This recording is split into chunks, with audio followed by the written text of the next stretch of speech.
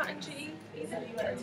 I didn't go the first 2 days because Ron was doing Sorry. Hey, How are you? Good. We're gonna be 2 doors down. Thank you. 107. It's hang on. Teaching increased student curriculum. Yeah. Strategies to increase student. technology. Well, we need to find someone we want to. I'll go. Yeah. Are y'all eating? Thanks. Bye. Good night. Okay. I'm not doing that. I do nothing when I sleep. I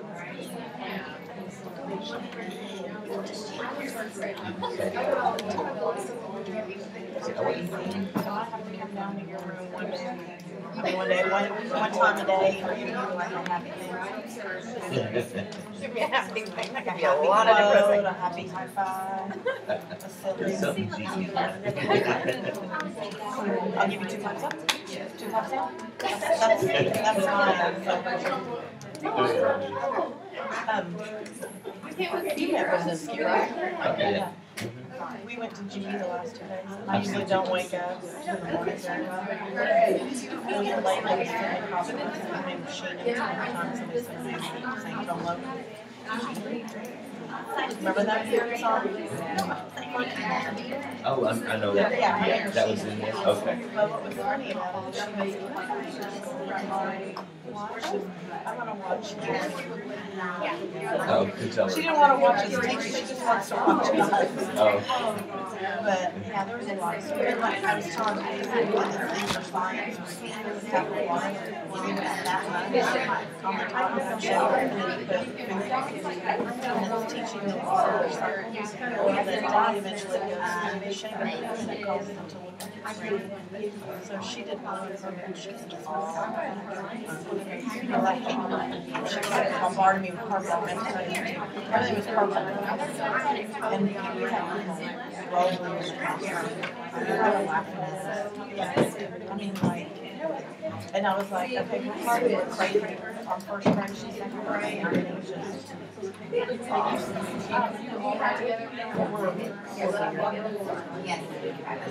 ever come down to like, we're like a Butler.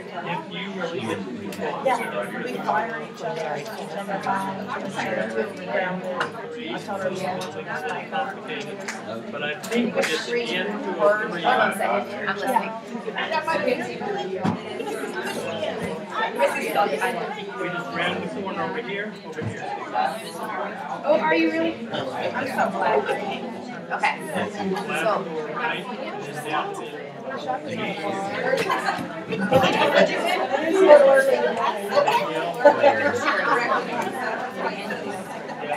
Let's do it. maybe it'll be just crushed. If you don't overflow, Okay. On the other side.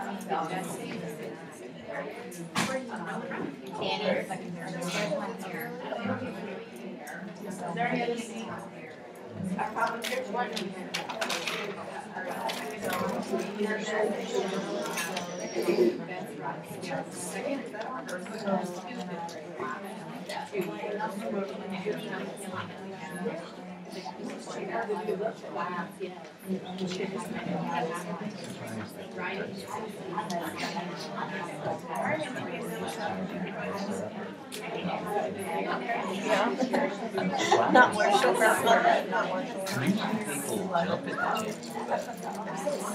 the gym. Some, but not in the majority.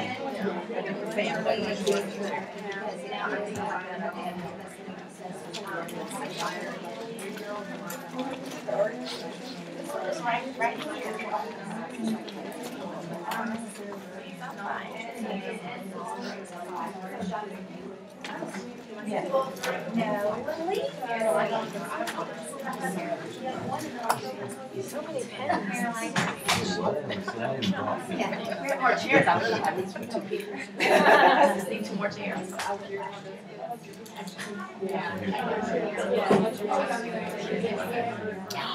Very nice.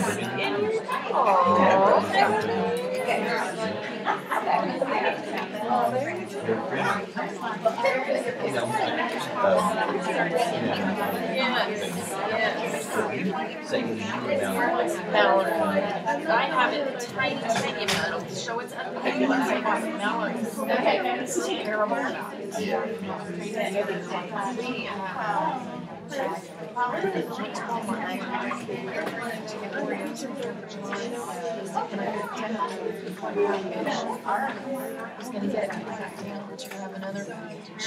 She made me get the one that I had intentionally. We get the right to make them very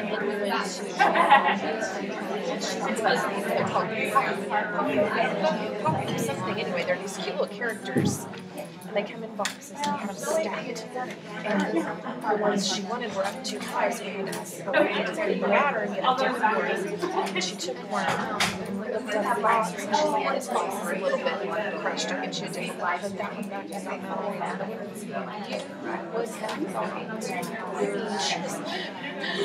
She wouldn't say anything to the lady because she knew it would sound crazy. But we had to go home. We had to go home. And she thought about that poor little character in that box that got left behind all night. Oh, well, I wouldn't get that.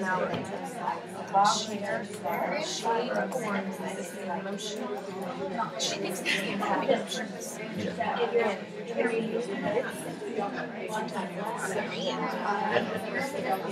I'm probably not bad.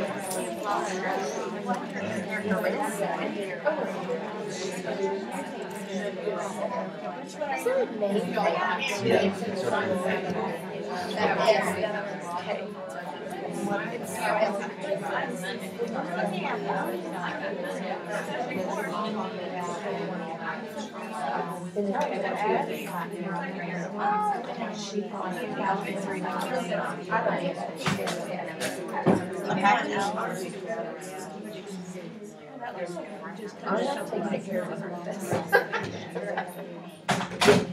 I got chairs. Okay.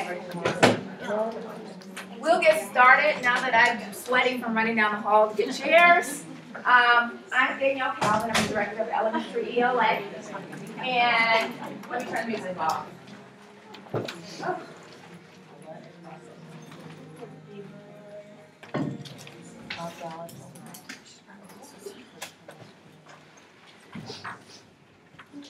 All right, let's try this again.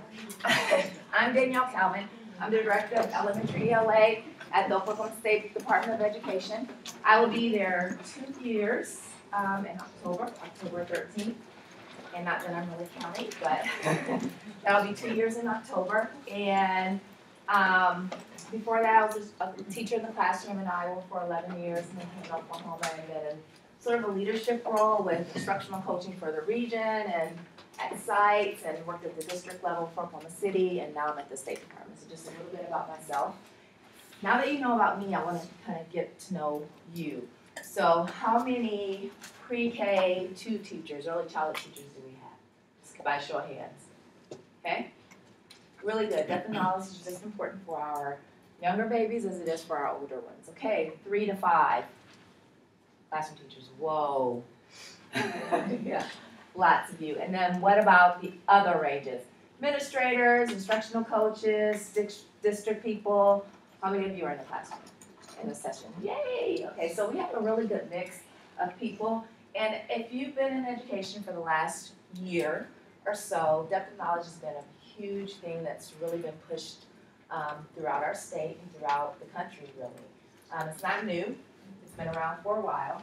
But we are really pushing that as we think about having those rigorous conversations and having students create rigorous tasks as we have those deeper knowledge standards that the superintendent was talking about this morning. All right, so before we get started, there is a group that is Learning Forward, and they are the national recognized organization for professional learning. And when we had No Child Left Behind, that was one of our federal laws, now we have ESSA, so it's like an offshoot of No Child Left Behind, and one of the big things they push is professional learning for teachers. And so this organization is the national recognized organization. I think that means they're going to say something. Maybe not. Okay. They have 7 standards for professional learning. We have 5 up here because these 5 are the ones that really would support teachers and administrators and leaders in that area. So it supports leadership, resources, learning design, implementation, and outcomes.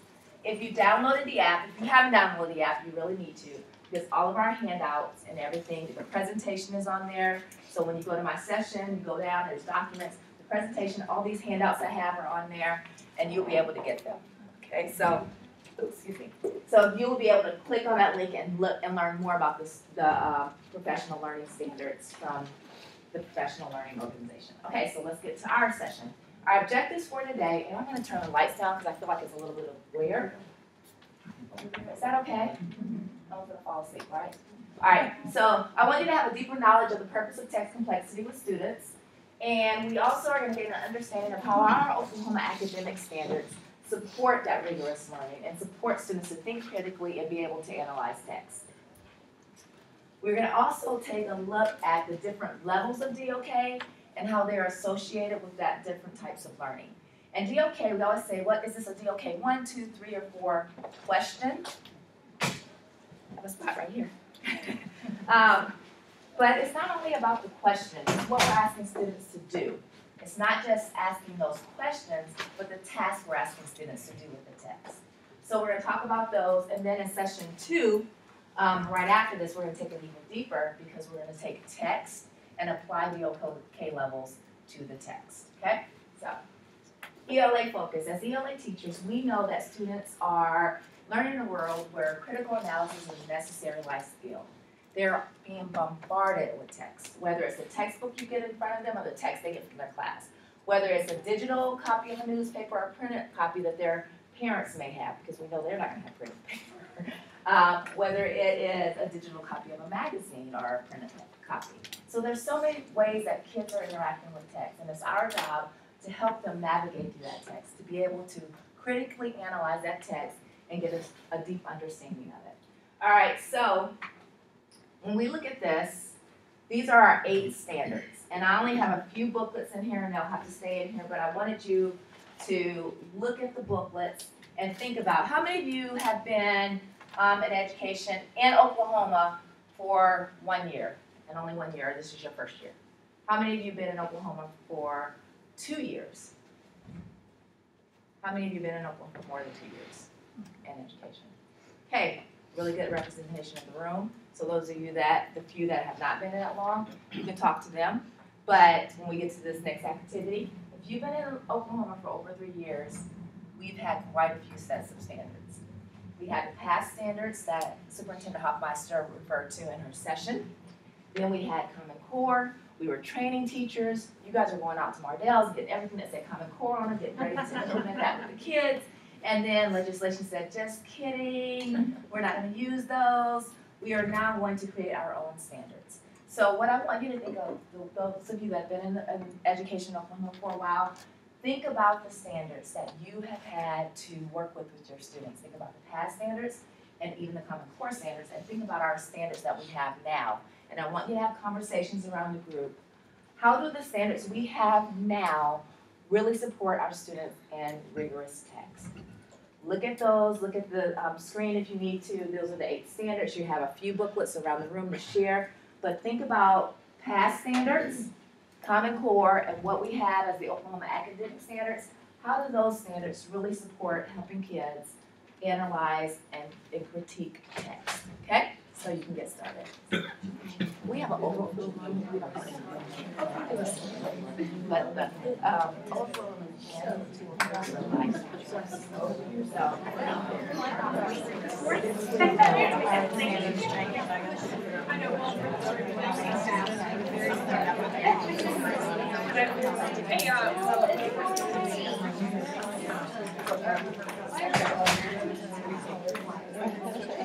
you know a lot about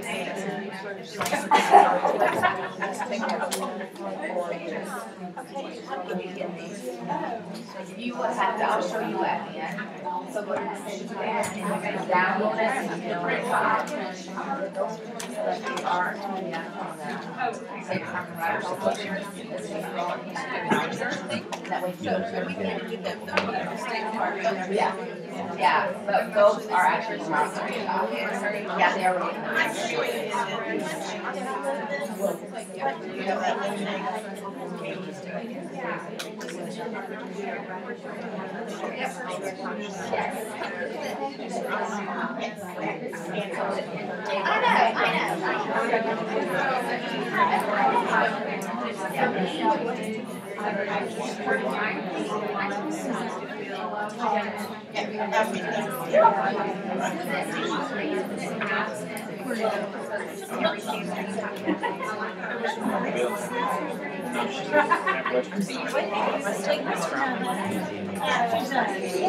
Okay.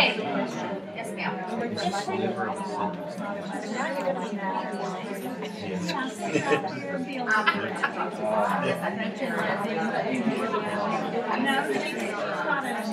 Yeah, and you would have to ask them. They would give you right. You're welcome. All right, we're gonna come together in 5, 4, 3. Kind of wrap up the conversations. 2, 1. Okay, so how do these standards really support our kids and help them in developing those lifelong skills of complex text, navigating that, and analyzing text? Who wants to share out? I'm not above picking on people. Usually I say that before everyone looks down, and then I'll start. That's the people I call. So, the best bet is to make eye contact. Okay, who wants to share out of what they talked about in the group? It doesn't have to be what you said. Share what your neighbor said.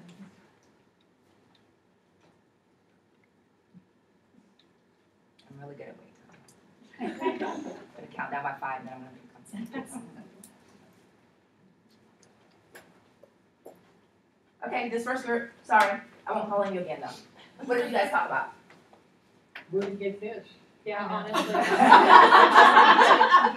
So I will go ahead and tell you, this is a print shot from our State Department, so these, we do not have these to give out. We were giving them out before, but we, just because the budget crunch we're in right now, we can't give these out. You can download these, everyone knows how to download those on the site.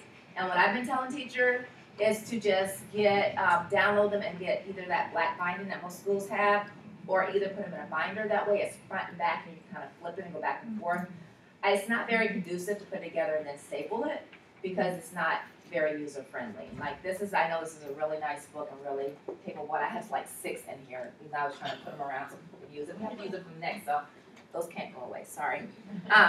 Now, what, besides where to get the book, well, how do these standards help? How do these standards really support navigating through complex text? We talked about the fact that they're very focused. They're very, instead of being so broad, we felt like that we can look at the standards and they're just, the wording, the vocabulary, They're just broken down a lot more. Yeah. To help you to understand what you're actually teaching. And then we kind of talked about how I check mine off as I'm teaching them, which makes it a lot easier. And then she said that they actually type theirs out, put the date down beside them. So it just kind of helps us to stay aligned with them and to learn actually learn the standards. Yeah. So one of the things that as we go through the standard. Okay, anyone else? I'm sorry before I start talking. I know there's no one else who's going to talk. That's all I'm going to say. You guys need to build up your confidence because this is an interactive group and I'm going to be calling on you guys to talk a lot. Okay, so one of the things is that, go ahead, sorry. So when you're looking online, do they have the 2nd grade listed next to the 3rd grade? Yes. Yes. Say it's the exact I same think one. what I have is probably just 2nd. Yes. Somehow somebody's like That's a figured very out, good copy point. and pasted it, but I liked the fact that I could see where That's a we're very going. good point. This booklet, besides having all this front matter and the back and the appendices with all these resources, it's laid out that the standards are vertically aligned, so you can see your grade levels. We're going to talk about a little bit more about that later in the sessions. but you can see the grade levels that come before you and after you. And that's very powerful because you want to know where your kids are going. You also want to know where your kids came from. And then also, in this, because you can go and get your grade level standard document off our site. But these are also wonderful for that. And then also, we'll talk about this a little bit later, which is kind of jumping ahead, but there's a reading strand and the writing strand, so you're able to see it as it progresses through the grade level for reading and writing. Very good. Okay, so now I gotta remember what else I'm really gonna talk about. Not that, you can print it off. If you go to the State Department. The question is, if I go to the State Department, can I get one? That's a very good question. Okay, so one of the things that I realized when I came in 2010, we had been doing PASS for a long time. And I know that we talk about that the new standards are really rigorous. I believe that when PASS was created, I don't know how far along or how long ago it was created, I believe that when PASS was created, it was created for those kids at that time. It was created for students of that time. And then as our kids, I think about the kids I taught 11 years ago, or I guess 16 years ago, compared to the students I taught when I was getting ready to leave the classroom. And even in that time, kids have changed so much. So I really feel that the PASS standards were written for the kids at that time, and the standards we have now were written for our kids as they're coming up now. The multimodal, that being able to collaborate. We want kids to think on different perspectives, think about diversity, think about different cultures, and these standards support that. So it's not that one is better than the other per se, but it is that we are preparing our kids for a different world, and that's what these standards do. Now, something you said about checking them off, it's really good to make sure that you're covering those standards. But remember, it's not a checklist. I feel, from my understanding what PASS, that PASS was more like a checklist, and it's good for you to make sure that you're hitting each of those standards. But our standards are developed to be recursive, and we'll talk about that a little bit more in the next session, so that we're making sure that we are not just saying, okay, I taught main idea, I'm done. It's going to come through in everything you do, and that's the way that our standards are supported and they're developed. Now, with that being said, you do need to make sure you have a checklist of what standards you're focusing on. Because in literature, as literature teachers, we can pick up a book and we can hit every objective in there in 5 minutes. We can talk about character setting, how the characters spell. We can talk about the language, the vocabulary. There's so many things. We can put in 50, 60 objectives in just that lesson in that book. But we want to make sure that we're intentional on focusing on those standards. So that's where the checking off is. It's like, I'm really focused on teaching main idea today. I really focused on teaching synthesizing today. I really focused on summarizing today. So that's where that comes in for the checklist. Okay? Everyone understand that? Okay, so we can get through the rest. All right, so as like I said, I came in 2016. Yeah, 2016. I met my years on this stuff. 2016, and I was lucky the first fall that I was there, I came in October, and like a few weeks later, I was lucky that we had that literacy summit, not because I had to present 2 weeks later as being a new state employee, but that I had a chance to see Dr. Doug Fisher. He is, I guess you can't do that on the screen, but Dr. Doug Fisher. So I was grappling with, I was just now hearing a lot about difficulty and complexity, and when I was first hearing that, I kept thinking that it was synonymous, that difficulty and complexity is the same. And he broke it down in such a way that helped me understand.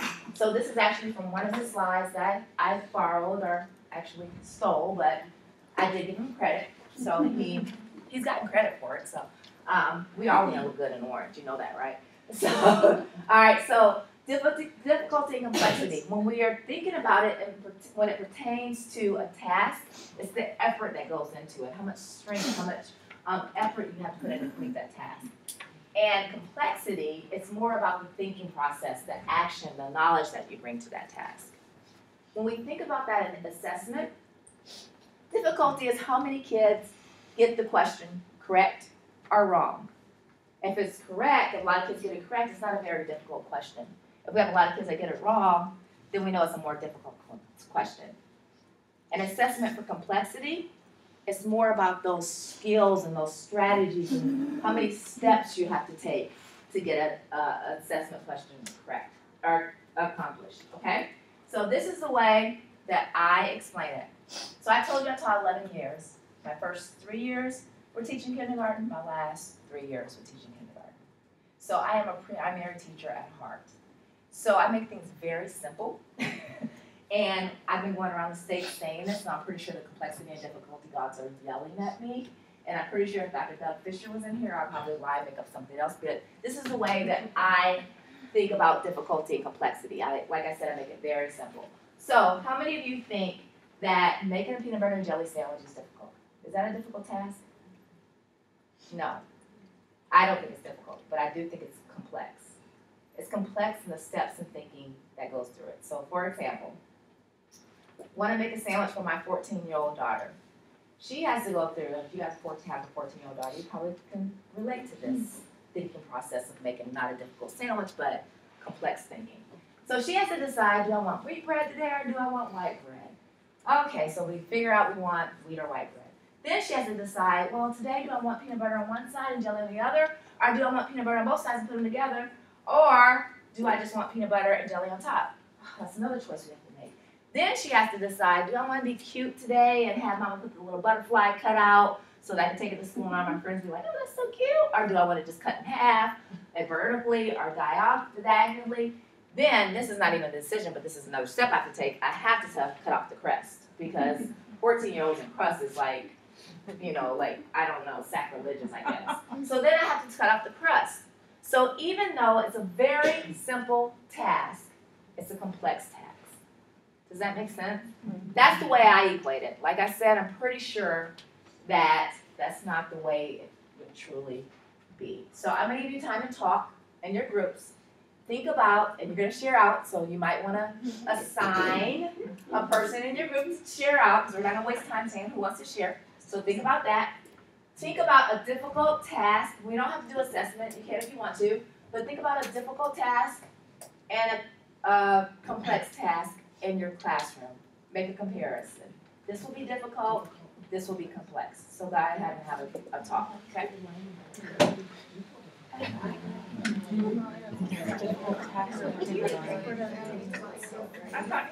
I got paper. Okay.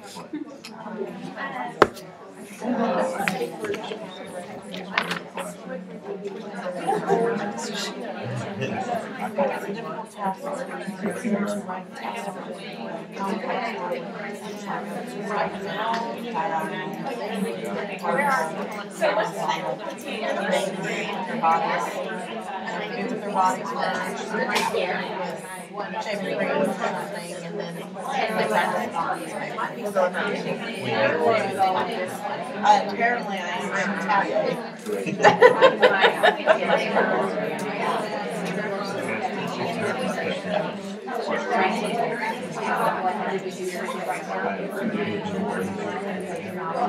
Well, they're all going to be, because there's something like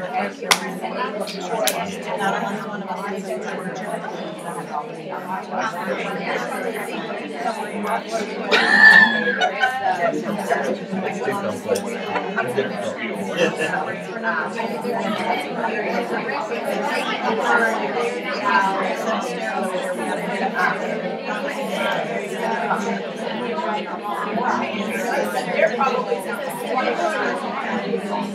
Oh, I have some real ELA teachers in here. I have someone over there doing a teach art. Difficulty and complexity. Does anyone need paper for notes? I have some extra paper. Do you want bigger paper, hon? Okay, might take one. I might have to say something a lot this weekend.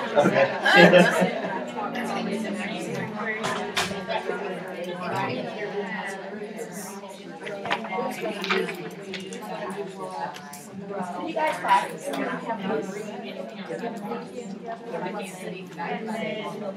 you okay with this on practice? Are you guys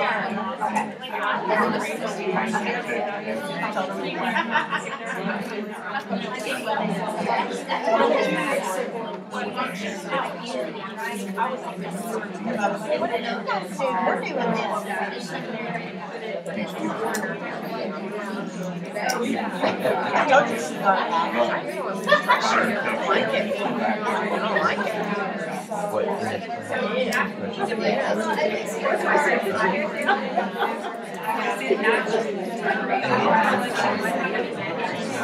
it? That's true. That's true. I knew I could be wrong, but I was like, yep. Somewhere.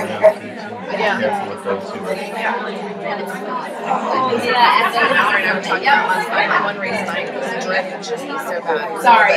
The introducing and the getting to know you and don't get comfortable with those She was like, oh, really? That's exactly what they do your kids. First few days. They're young. They love it. She was like, no, they don't. Okay, I'll give you a few more seconds, about 5 seconds to talk.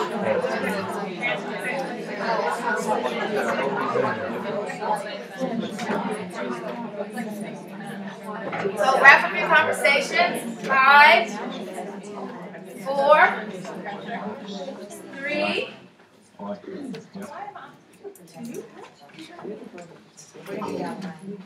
you say?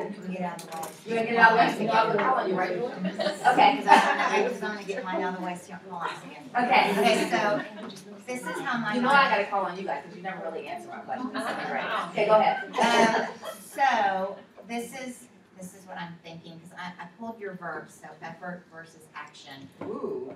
So difficulty, so multiplication, doing, your ones or your twos, so 1 times 2, 2 times 1. But then the complexity of action, can they prove why the answer is the way it is? Can they show like the arrays? Can they show it with a picture? Can they? So I would think the evidence, which then you can pull in academic vocabulary with the commutative property and take it to that next level, but reaching all your learners of can they prove why that is? Because a lot of them can give the answer, but can they show the different ways of how they got there? Oh my gosh, girl. It's your brain. You are awesome. You are so smart. Who can follow up on that one? Okay. We took a math route also with basic math. What is up with math in the LA? Come on now. It's just easier for that. For our complexity was having to think about which strategy to use. Like Yes. 10 stacks, double plus 1, which strategy would get you the answer. Okay. So it's difficult. Just the basic math. Just adding them. Yeah. Good. Okay. All right. Not But math, ours right? done. Okay, that's what you gotta get it out the way. So you know what I'm calling. I talked about difficulty in when they are second grade and you're trying to get those tracking skills from paper to board. And that is not, it doesn't seem difficult, to us, but for them, that's a very difficult thing. And to get them to kind of start chunking parts of sentences instead of letter for letter, to get them past that copying kind of pattern into something more complex like a lexicon, like can you use it in a sentence, can you do these all these different things with the word, and so that was our comparison. Difficult versus complex. Snaps. Let's give her snaps. Good job. Okay. Who else wants to share? Oh, you guys are getting bold now. Okay, go ahead. I teach 4th grade, so something that me and my partner were talking about was the difference between picture books and chapter books and teaching the skills. So a lot of times in 4th grade you can still use the picture books to teach the skills, so it's not a difficult text, but the complexity of the skill that you're teaching using the text Yes. can come from that. Yes. And that's the thing that we're really going to talk about is difficult text compared to complex text. Difficulty is what the student brings to the text. Complexity is what the text is dependent on the text. So difficulty is dependent on the student. Complexity is dependent on the text. Because it's difficult for different types of students. So it's dependent on the student, but the complexity is when you look at that text, when you look at what's inside that text, that's what makes it complex. Do you guys understand that? I totally can work at, this is a squirrel moment, sorry, but I can totally work at Norman North. Like this is caramel latte and it's like so every day. It's, I'm talking about the coffee, I ain't even talking about the light the way it looks. It is beautiful, but it's like the best. I totally do. My daughter starts, okay, so this is another squirrel moment. Okay, my daughter starts 9th grade this fall and she's gonna be going to school here, so I'm loving it. So I'm gonna have to, she's gonna have to get a job to pay for her phone. Because she has she's 14 and she already has a coffee habit this week. Okay, so this book, this also came from Dr. Fisher. This is another way that he helped me think about complex text and more complex text. So we talked about that. And less complex text, it is to build stamina. And more complex text is really to build strength. Now, one thing I want to do a disclaimer for this, I love this analogy. I wish the books were the same size. Because often teachers see this, or instructors, or people out that are not even in the profession of education, and they see this and they think, oh, it's a smaller book, so less complex books are smaller. That's not truly so. It's not about the size of the book. It's more about what's inside that book. So, few minutes, what does that mean? Will you say that one more time? What did I say? The less complex text was to build stamina. Uh-huh. The more complex text. Sorry. Sorry. No, it's okay. I was like, what did I say? That was good, because I have no idea. Okay, so it's to build strength. So let's have a little, we're just going to have like a 2-second conversation, because I want you to, guys, we're just going to share out. What does that mean? Building stamina, what does it mean? When will we use less complex text and when will we use more complex text in our classroom? I got that.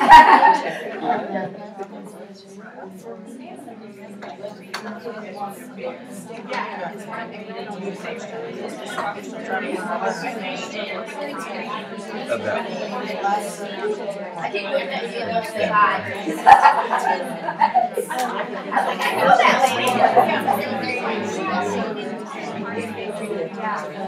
Oh, you read it? What's that? Daily five. They talk about stamina in the daily five. And try to track kids how long can you stay on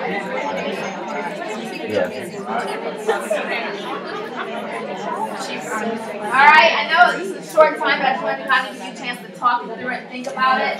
When is it time to build stamina? When do we need to use less complex text? You guys just popcorn out. Building, everyone almost said that in unison. Building fluency. Learning to read. When we want kids to sit down and just enjoy a book, I don't want you to walk out of here and think that we always have to put a complex text in their hand. We do want kids to be able to navigate complex text on their own, but they have to build that stamina. We want them to sit down with a book that they don't have to struggle with and just enjoy the text. Just have fun with it when they're reading on their own. When will they use more complex text? When will we use that in the classroom? Teaching what? Reading to learn. Reading to learn, what? Guided instruction. Reading to learn, when they have to navigate through that text. When we are sitting in a small group of kids and we're saying, oh, use your context clues. What does that word mean? Use, let's look at this and what do you think the character means? You're modeling that for them. We can expose our pre-K kids to complex texts not by giving them the book to read, but by what we read to them. For a kindergarten, a Cinderella book is complex. It's difficult also, but it's also complex. So we're going to read that, and we're going to talk about all those aspects of the character, the setting, how it contributes to it. They need to be exposed to it, but then we're not going to expect them to read it. So complex text and stamina, it's a time for both of those. We always have to make sure that we have both sets and give kids the opportunity to get through both. I do not want you to walk out of here and think that, oh my gosh, my kids need to have complex text all the time. They will not like you as a teacher, and they will hate reading, and that's not our job. Okay, all right. How do I help students engage in complex text and develop critical thinking skills? That's our driving question today. So, one of the things I want you to think about as you go through instruction, even as you're just talking to your kids, how are you engaging them in the instructional strategies you're giving them? How are you giving them the chance to develop those literacy skills with your guidance? And how are you helping them develop those so that when they're on, they're able to apply those skills? This is just another way to think of I do, we do, you do. How am I introducing it? How am I helping them develop it so when they're on their own, they can apply it on their own? So we're going to take that a little further. You have this chart on your table. I'm going to leave this up for a little bit. What you're going to do is I have some discussion questions. Imagine that, I'm having to talk to each other. So each group is going to have a question, and you're going to have a chance to talk about it. And then I'm going to change to the next chart so that you guys can see it, but I know some people are writing this down, so I'm going to go ahead and just pass this out. Each group is going to have a question to discuss.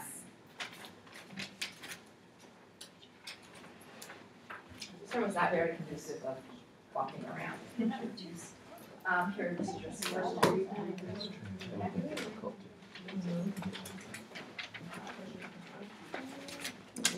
Yours. Oops. Here she Sarah's goes. is. Your question. All right, I put the chart up there so you can see it, and you also have one at your desk to share.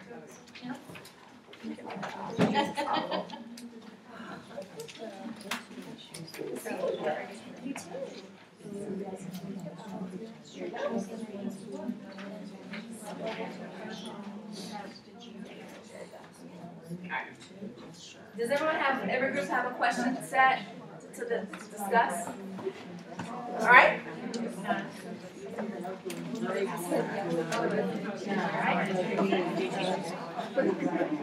So look at this chart up here. All right, good. If not, this one on your desk. Yes, a little bit different. So, yes, yeah. I like this more.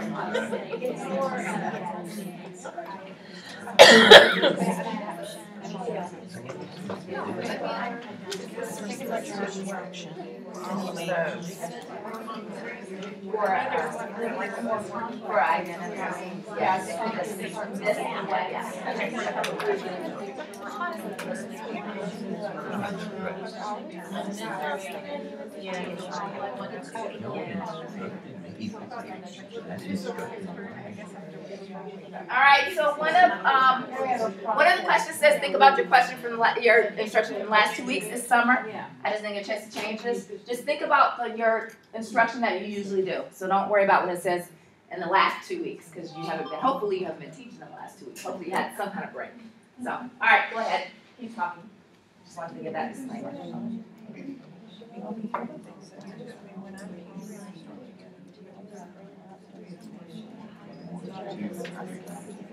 Did you guys get a chart? We should have been teaching. Oh, here. Yeah. You're like trying to see it. You guys get a chart, yeah, right? I know they want us to stay here. Yeah, I'd say our neighbor. That's me. Okay,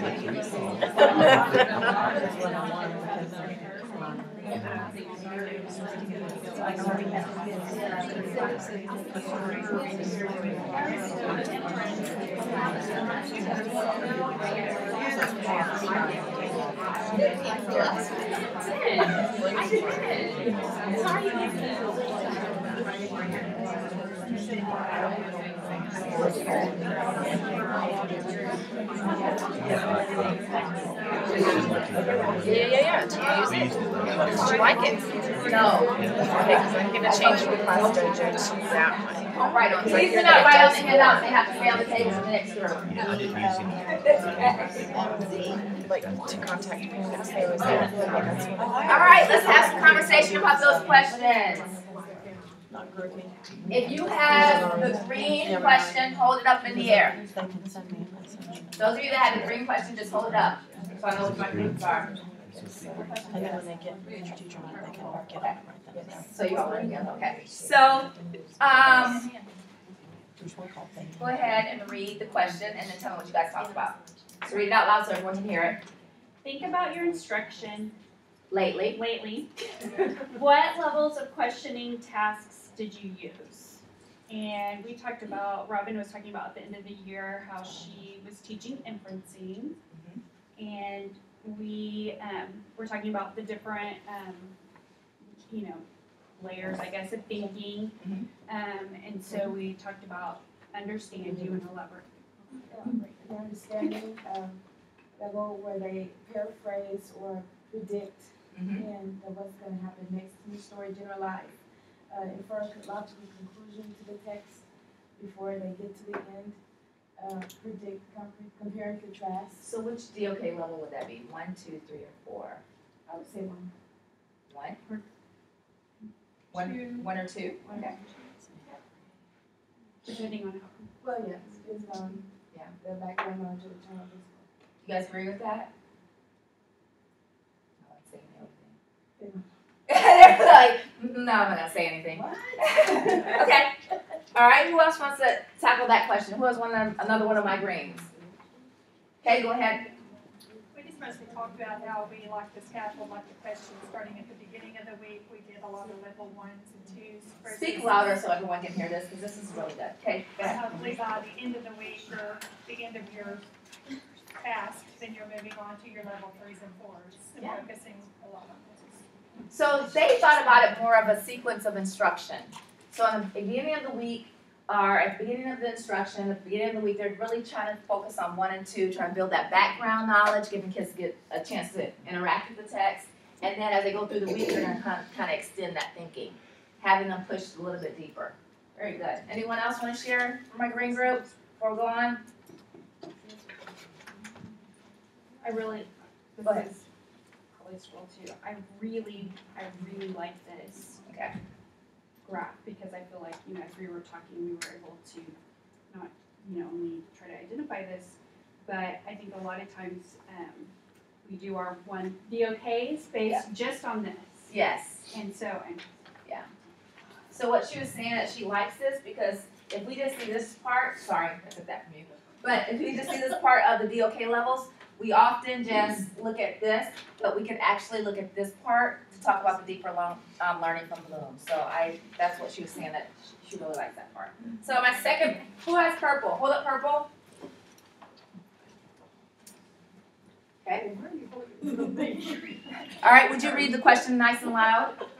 What are the differences between levels 1 and 2, 1, 2, and 3 and 4? So what's the difference between levels 1 and 2, and then 3 and 4? Okay, what did you guys say? We were talking about how 1 and 2 is just gaining the knowledge, you're just reading that information, and then 3 and 4 is taking that and actually doing something with it. Ooh, I like that. Okay, who else had purple? Was that purple? Who else had purple and wanted to add to it? Yeah. Basically what we said, you have to have the knowledge of 1 and 2 to be able to do the 3 and 4, and it's like the stamina and yes. And we're gonna talk about our next question. Okay, go next back here. Well, it's pretty much the same thing everybody else is saying. You have to know the stuff in level 1 and 2 to be able to apply it. Yes. Explain it, that sort of thing. So my next question, I'm just gonna go ahead and read it for this yellow question. Is there ever an appropriate time to utilize 1 and 2 questioning task? Justify. So who is in those groups? Okay, go ahead. I mean, to me, it seemed obvious. Yes. I was like, is this a trick question? But yes. Yes, it is a trick question, yeah. You always need to review and recall and go back through what you learned. It's basically what they said with the other questions. We have to have the 1 and 2 to 3 and 4. To have the 3 and 4. Yes, do you want to add something? Yeah, well, like when we read a story as a class or a book, at the beginning of the year, we do book reports together. Yeah. We do a lot of that 1 and 2 for our outline as we're reading it.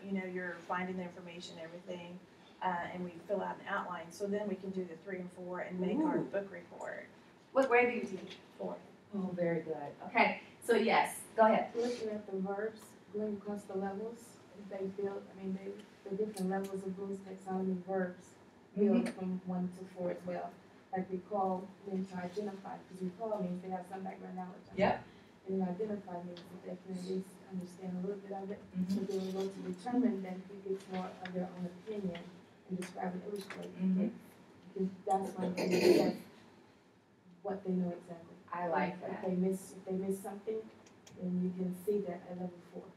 Do you guys in the back hear that? Sorry. Because that was beautiful. So she talked about like the verbs and how they build. I keep trying to do this on the wrong thing.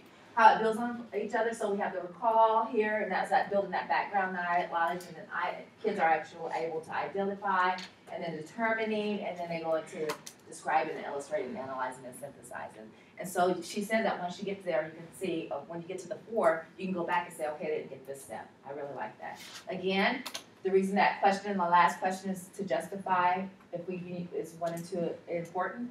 I don't want you walking out of here and saying we only do 3 and 4 questions. It's going to kill you, and it's going to kill the students. So that's one reason why, and that was a trick question because I wanted to have that conversation. So now we're going to take a little bit of time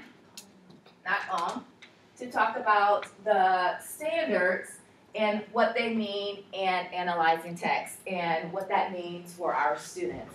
So we have 8 standards as we talked about a little bit. And these are the identifiers right here. Those identifiers, the first number is the grade level. So you can see I have a first grade standard objective, a third grade objective, 8th grade objective, and 11th grade objective. The second number is the standard. This is standard 2 reading and writing process. The letter is the strand. So we know this is a reading strand, because remember I told you have reading and writing strands. And then the last number is the objective number. So some grade levels have more objectives in there than others. So for example, this is a first grade standard, first grade objective, second standard, reading strand, first objective. This right here is an 8th grade objective, second strand, second standard, reading strand, second objective. Why do you think, this is an elementary ELA session, why do you think I have 8th grade and 11th grade on the screen? Where they all go to 3 and 4. Why do you think that? Because it goes to level 3 and 4, you can see how it builds upon each other. These are, as you look at the vertical alignment in that book, you'll see it, but this is basically the same objective. But kids have to know this to go here, to go here, and to go here. It's important for you as primary elementary teachers to know where your kids are going, what we're preparing for, knowing that what we're doing is really building that basis. It's also important for those high school and middle school teachers to know what kids should have come with. So then if they have a kid, they say, oh, I have a gap here, I know I need to go back and work on this. So it's important. I'm not saying that you need to go through the booklet and learn all of those objectives, but it is important to look, just kind of glance at what's coming before you, what came before you, and what's coming after you. Okay? So let's have some fun with this. You are going to create a question or task for one of these grade levels. So pick a grade level that you feel more comfortable with, and you're going to do this as a group. I usually have you do it separately, but we are running out of time. So, for example, if I picked the 8th grade standard objective, I picked that because I know some people did pick it just to challenge yourself. I would pick the 8th grade objective. On my sticky note, I would put the indicator, 8.2R2. Don't write all those words, but just the indicator of what objective it is. And then I'm going to say, okay, so the objective says students will analyze details in literary, non-fictional text, and evaluate patterns of genre. I want to stop right here. So what I'm going to do, I'll write on my sticky notes, is that I would have kids do a Venn diagram of informational, non-informational text. That's all you're doing. So you're creating a task for that grade level objective. So go ahead and go. I don't have a lot of time for this, so. Do it on a sticky note, please, and we're going to move them.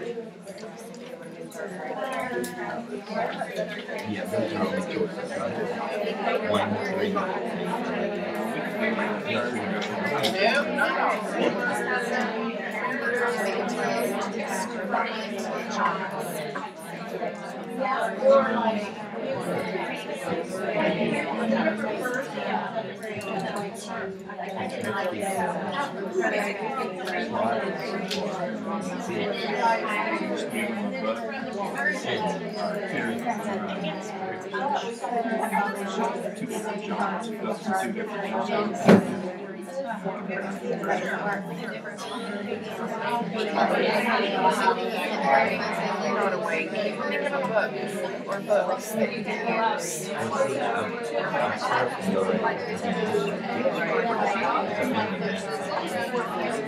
Oh, that's right.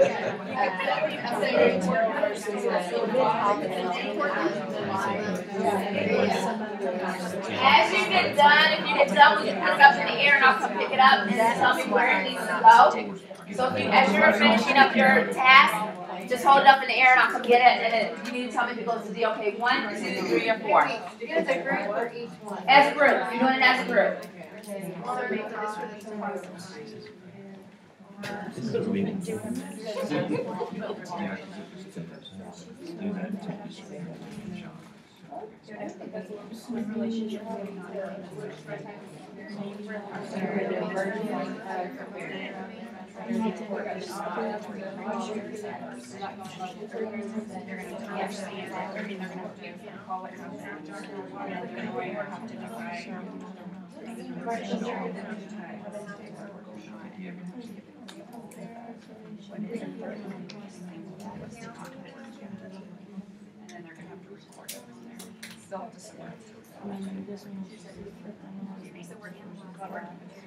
Okay, hold it up in the air. If you're done, I'll take it up there.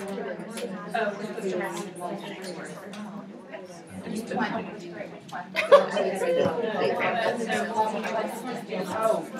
Which one is it? I wrote it.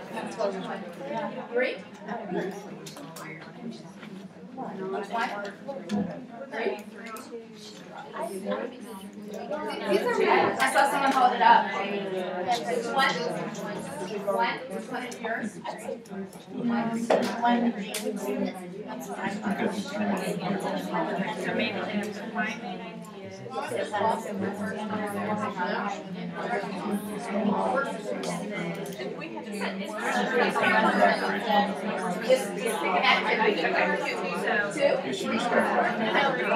Anyone else have theirs that's ready? The one that you put on one, you know, oh, we have one. You can go between. I've had to do that. One?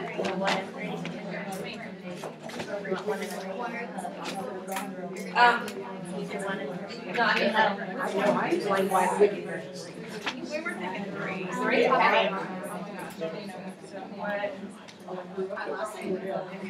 Alright, so some of the ones that we have are Venn diagrams, compare and contrasting, sorting task cards, and they put those in 3. Reading them meant they would relate to a mom or dad at home as they had a checklist. So that was kind of a 1, recalling and thinking about. Was that 1, guys? Did you guys say that was 1? Was that your group? Okay. And then for 2, we have fairy tale, create a skit or play, retell the main idea. So this is just an activity for you to kind of think about. Our next session, if you stay in for DLK2, we're going to go deeper and actually have text and do some activities. There are some index cards on the desk. If you want to take that, I'm going to have you do the exit ticket. Here's my name and my phone number and my email address. If you would like to write that down quickly so that you can contact me. Again, I would like to say that this is just the first part. We didn't get very deep. We're going to get a little bit deeper in DLK in the second session. So you're welcome to stay or go to another session. Thank you, guys. Sorry I talked too much. We're out of time.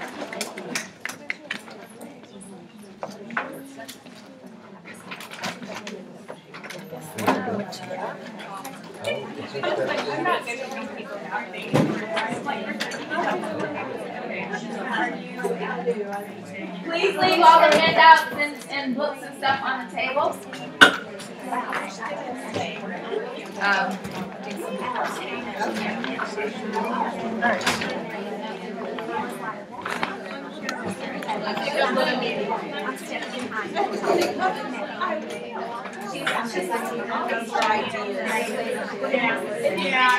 Questions, start a sticky note. I'm going to take those.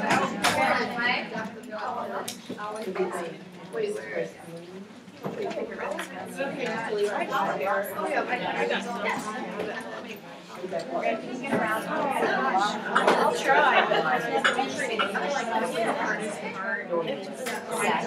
No, we have not. Sorry, we have not taken that yet. You know your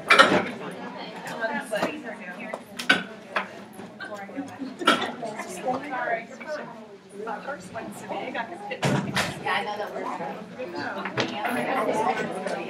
Hey, are you going to lunch with us? Yeah, I will. Okay, I'll text you. Okay. Yeah. Do you want to get some? Oh, it's only 2.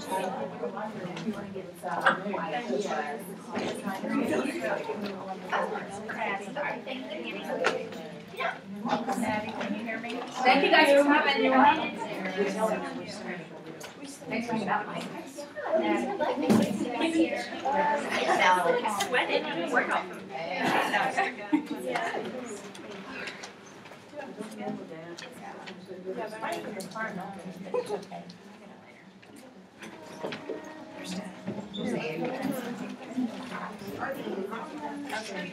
Yes, they're part of my hand on the Somebody's sitting here.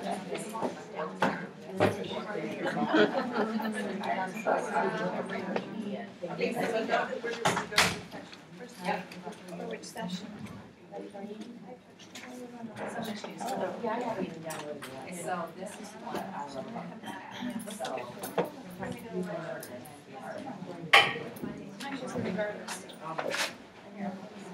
Okay, so when you log in, you click on that, and then now here's what happens.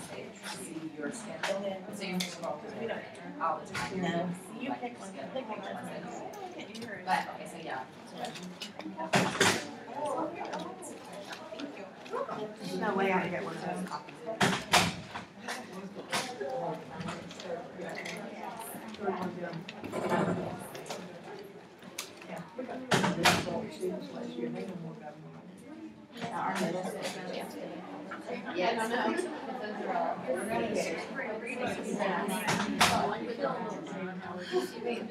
Yes. So you're like,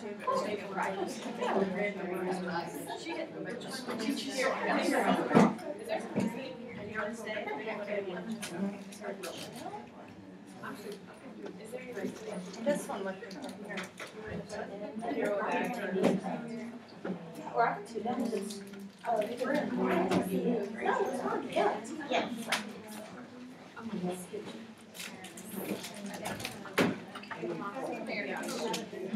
Oh, thank you.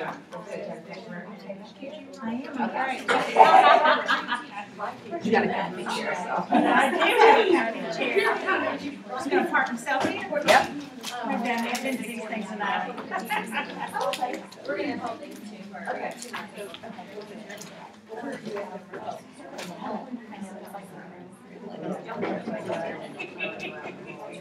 So which one would you guys say for this one? It was double stack.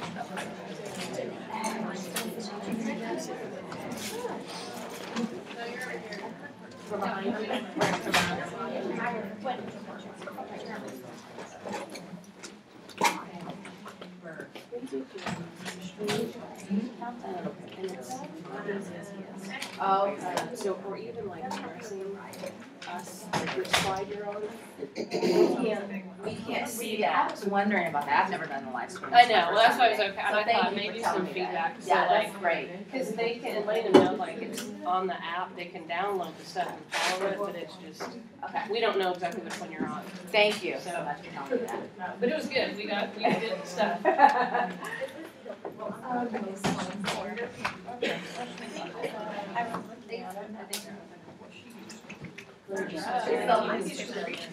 It's right up there in front for second calling. How are you? Good. How are you?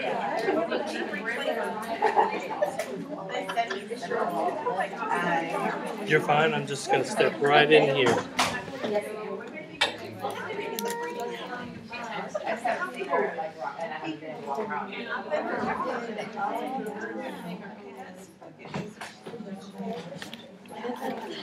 I love her. Are we doing it for this one too? Yep. Okay. So one of the things they told me, maybe in the future, is there a way that we get they said some of the people that are in there working first when they pick one, and then I have to remember the address, so they'll know what it's.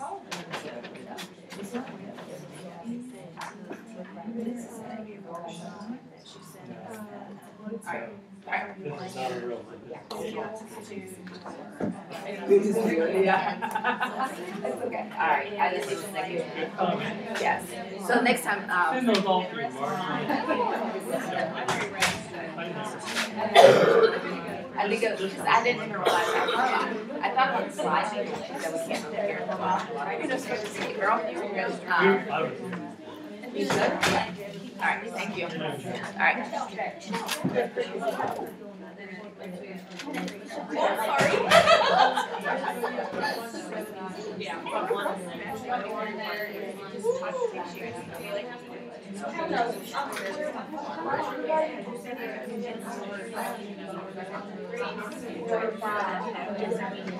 And maybe Did you guys have the first part was live streaming? I mean, no, not well, no, I just got, they couldn't really hear, so I was kind of worried about that. That's why I was asking. Where'd you guys go first?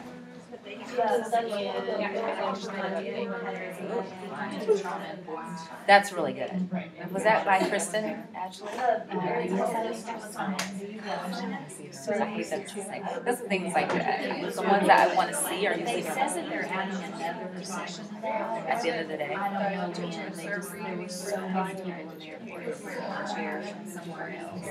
Yeah, I know. I just got a message that said they're adding that in vocal room at 2 o'clock. I'm gonna get to that.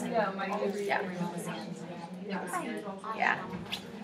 Yeah, I put in a little bit of it, at one of our other sessions, because they did add that too, and I don't present it too, so I won't listen to it a little bit, I want to listen to the whole thing. It's really good. Well, they kind of skipped a bunch. I think their presentations, like they had this condensed down, so they totally didn't do the app. Download the app, yeah. I think based on what they showed me, I'm a little worried that it was too fast. And, I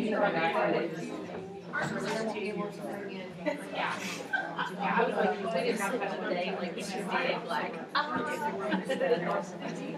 for real? Oh, God. They do Like, what's about to come down the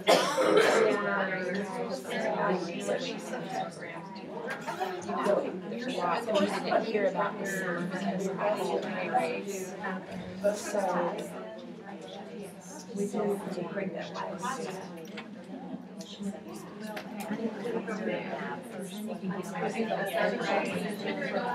Yes, and it shows you. Yes. They're changing it, but I was sorry about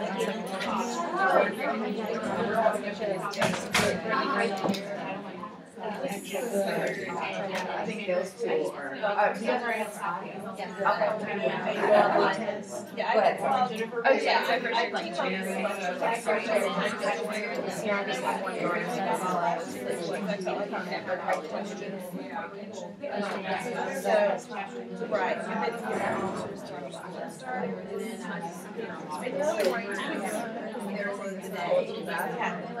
One day we were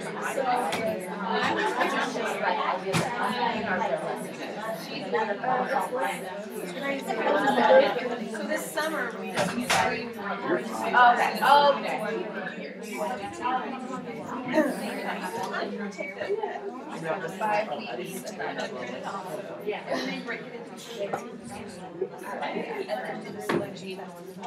Okay, we'll get started. I was trying to give a few more minutes for people to come in and get a spot and get situated. So you ladies need a place. We got some places around here. Okay. So there's one here. And there's one right. Oh, didn't know it. There's one here. And there's one over there. Okay, thank you. Yes.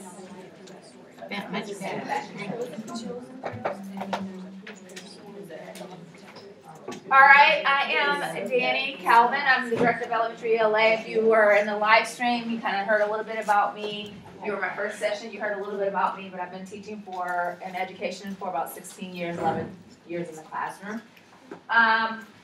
Those of you how many of you were in the live stream the last session? Okay, so a few of you. So what I wanted to do is I want to address the live stream people.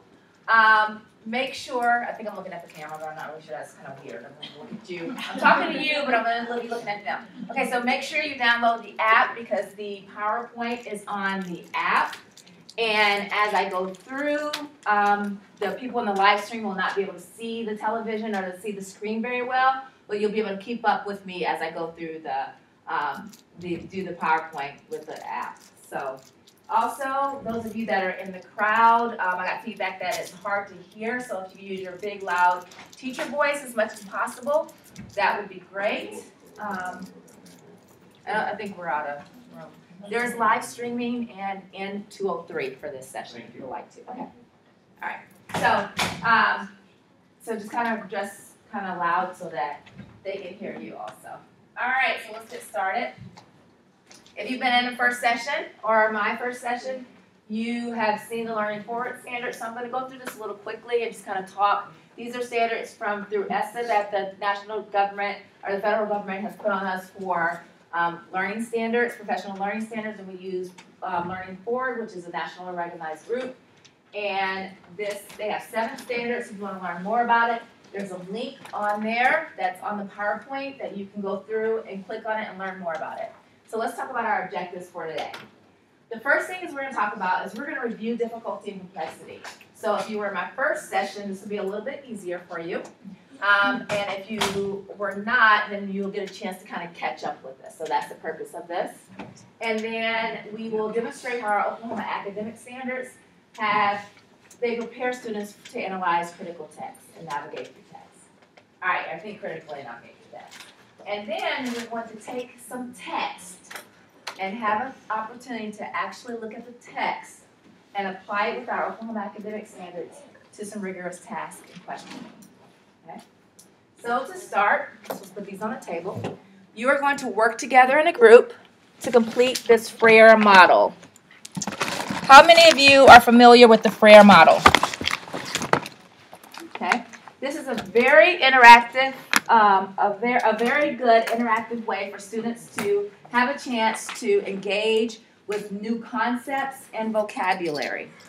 If you look up Frere Model, F-R-A-Y-E-R, there are tons of templates on Pinterest and everywhere else.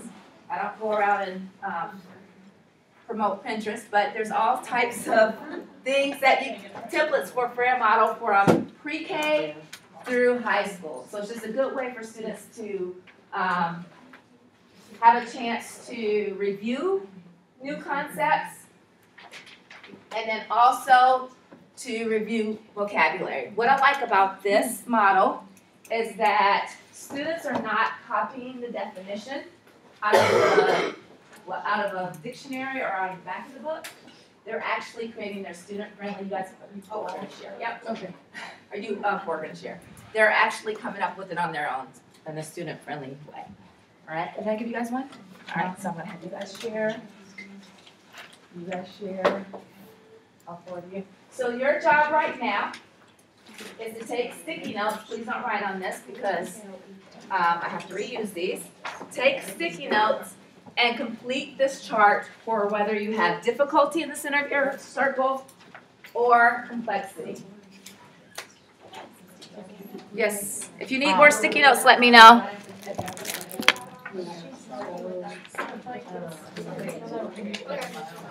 I know, I was like, wrong back thing. Any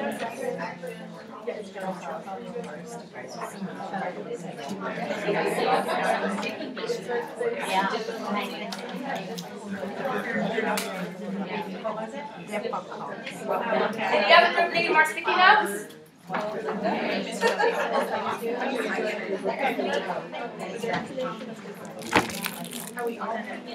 Yeah, you're all working together. You're all working together to create one sticky note for each section. There you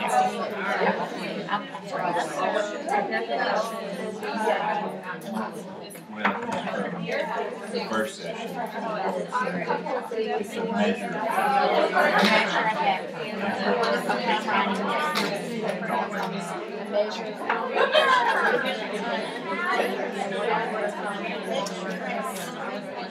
Yeah, no, I'm Y'all weren't in the first session.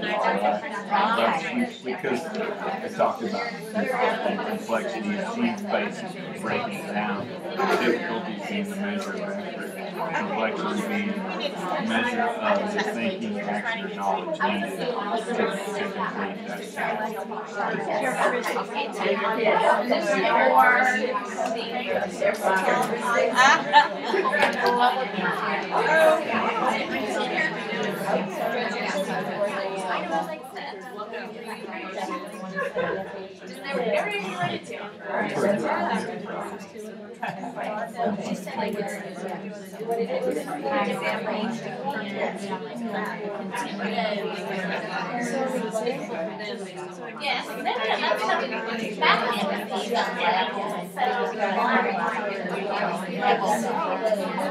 Well,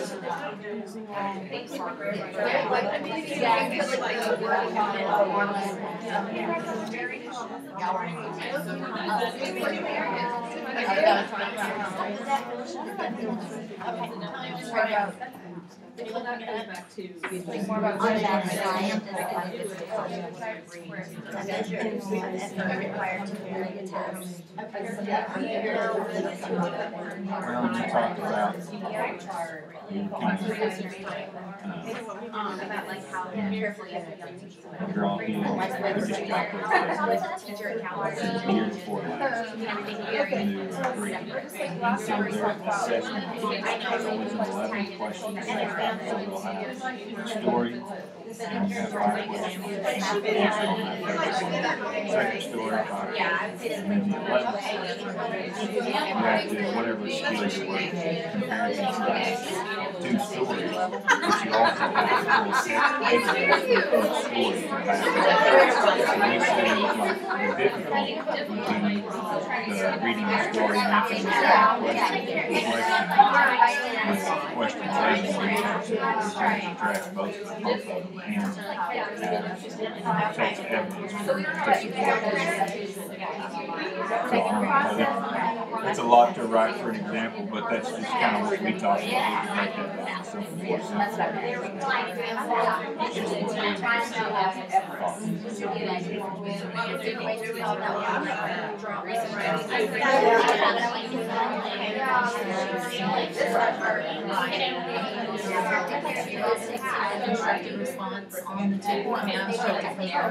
right, yeah.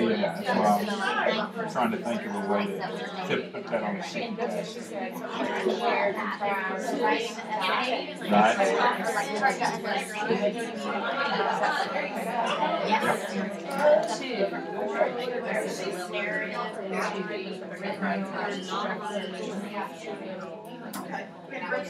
Well, maybe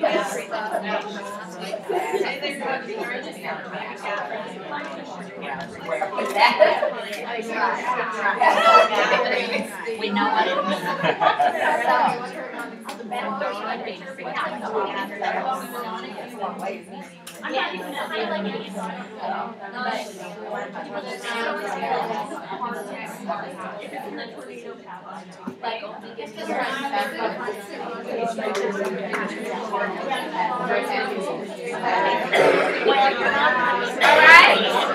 Try to get a place where you are ready to stop. We're going to come together in 5, 4, 3, 2, and 1. Very good job. Alright, so we have difficulty and complexity. I want the group to explain their difficulty Frere model for me. Who wants to take a risk, stand up loud, and explain their, okay. You were at my session before, weren't you? Yeah, but you want me to stand up? Yeah. I just hold the paper? You can hold it, whatever you feel more I comfortable don't know with. that we did it right at all. I just want to be loud so that they can hear. Okay. I'm not sure if we did this right, but this is what we came up with. The definition, we had difficulty, is the effort needed to complete the task. The example we said was writing an essay. Okay. And characteristics were gathering the references on the topic. And then the non-example is the actual application of the skill.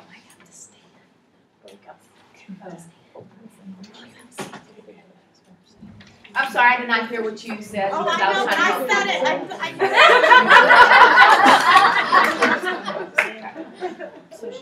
I'm sure it was beautiful.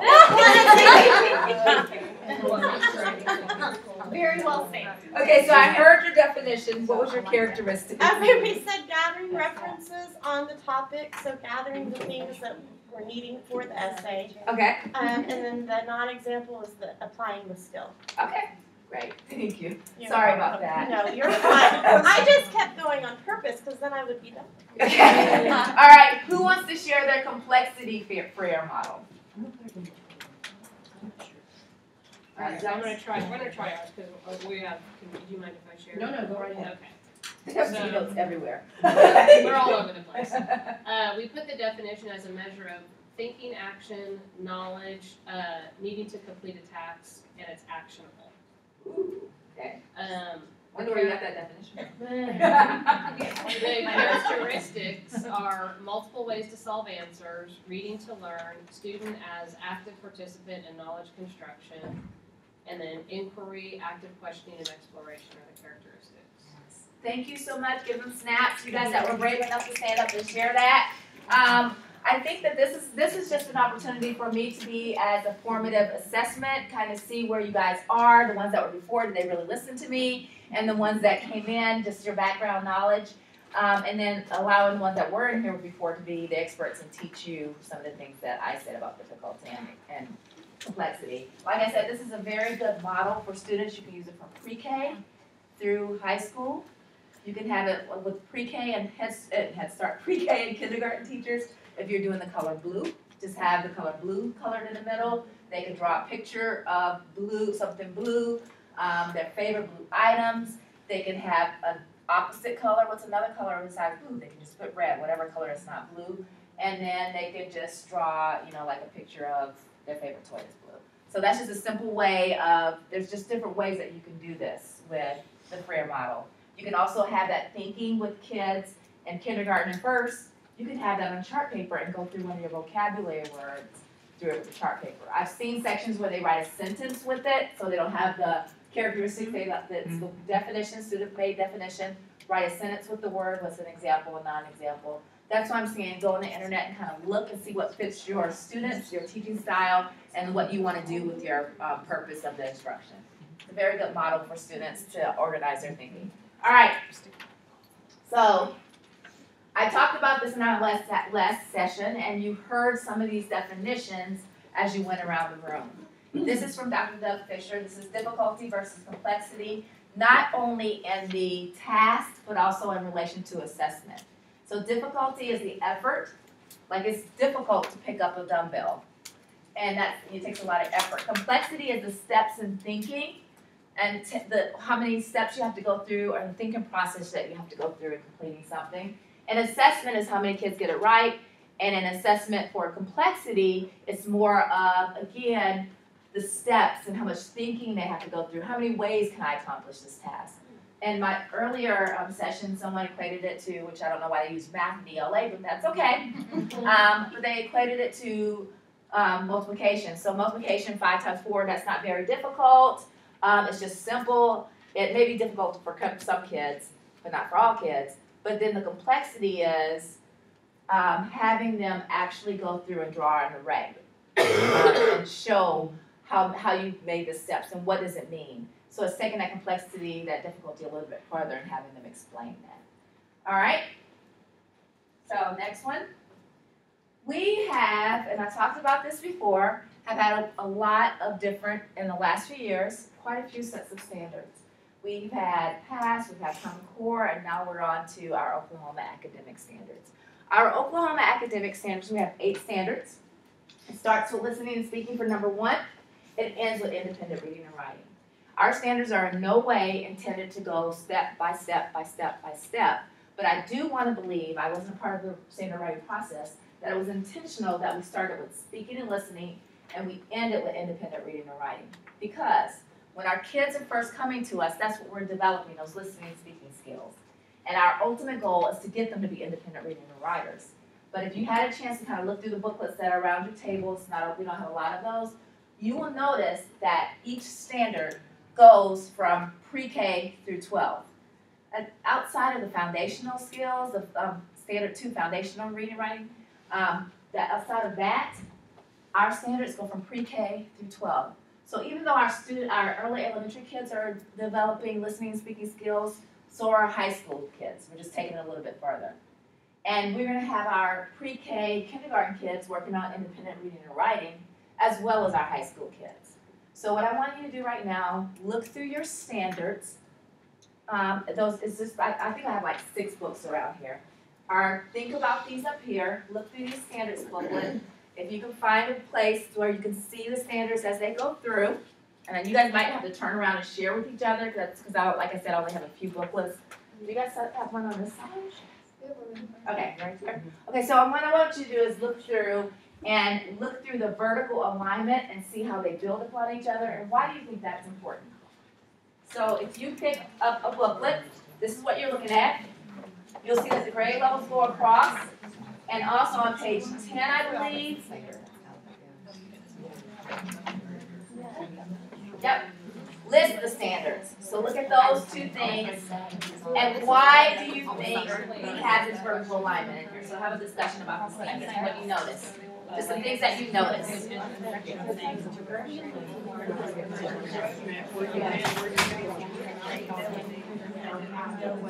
I was gonna say.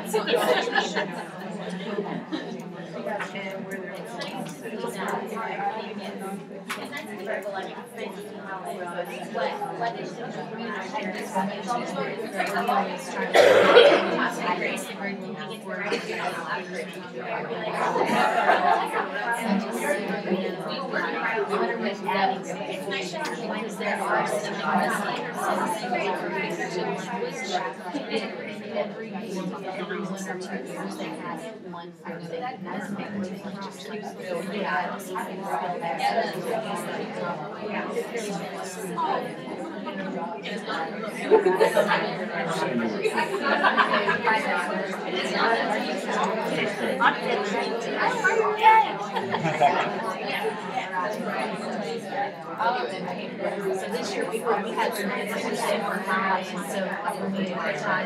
we advertised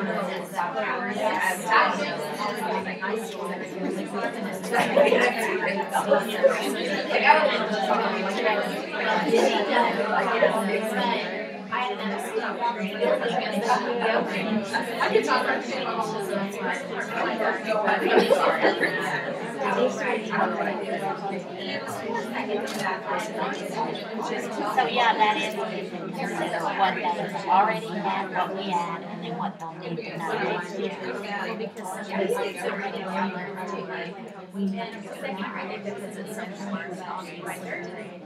Alright, so let's get back together. Hope you had a chance to kind of look through those booklets. One of the biggest questions, I gave a discussion question at the other session, and the whole time I used that time to trying to figure out how to get the books. So I called them and like, what did you talk about? Well, really? We just talked about how can we get these books. So these books were printed in our print shop at the State Department, so I don't have access to like give those out. But it is online, and it's designed the exact same way. It's a PDF of this exact booklet that you can print out. You can use the binding that you have at school and put it in a binder. Or what I've been telling teachers to do is just get one of those thin little binders, the white binders or whatever, and put it in there and 3-hole punch it, and that way you can flip it. So unless you have a print shop at your school, which I know you all have this big, huge print shop to do things like that, if you have somewhere that you can take it and get it done, Staples may be able to help you with that. So just so that we can get past where the booklets come from and go to our other things. All right, so what did you talk about? The layout of those standards, the layout of the objectives of being vertical, and looking at those from 1 to 8. What did you guys talk about in groups? The progression. The progression. Can you tell me more? Well, you can look where the students should have been, where they are now, and where they need to be. Were you in my first session? Yes. Okay. Push your brain. You got it.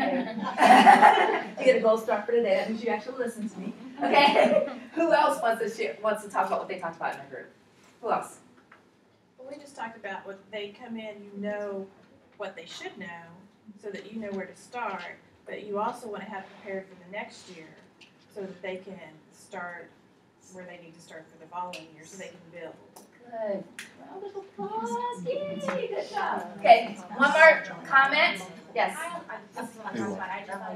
just like how it values all those components all the way up through high school. Like Yes. there's value in writing in pre-K and there's value in speaking and listening in high school. Can you say that louder? I want to make sure that people can hear you. Say that because I like that. I like that because they're vertically aligned, it values all the components of literacy pre-K through 12th grade.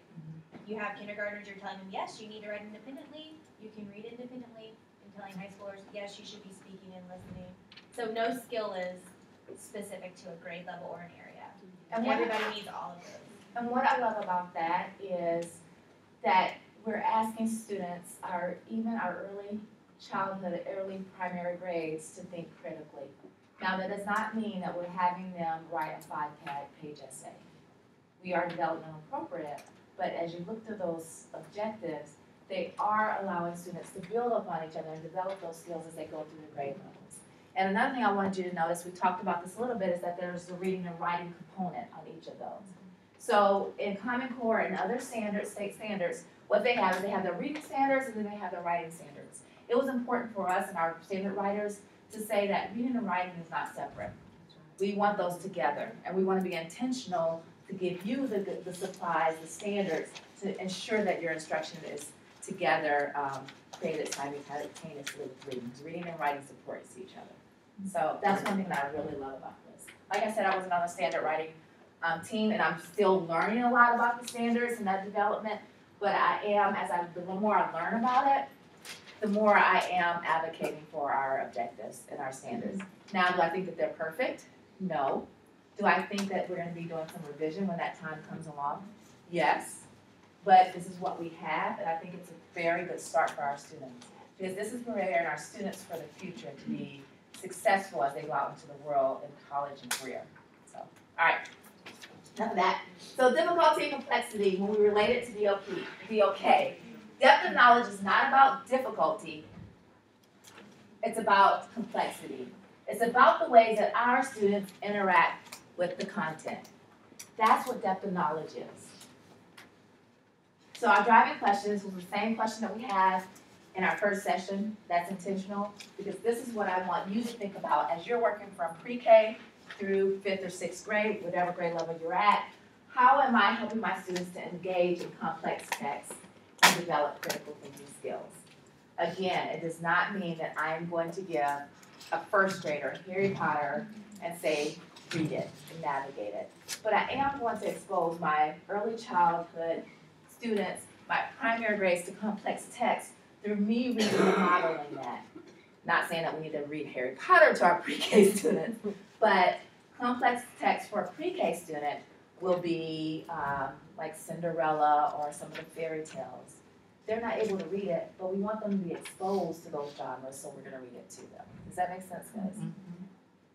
All right, so we're going to do this by engaging, developing, and applying. As I said earlier, this is just another way to think about I do, we do, you do. As you're engaging the students, you're showing them those instructional strategies. You're helping them get through it.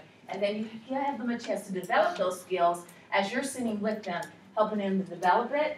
And then hopefully, as they go on their own, they're able to apply those skills to their independent reading as they're going through text.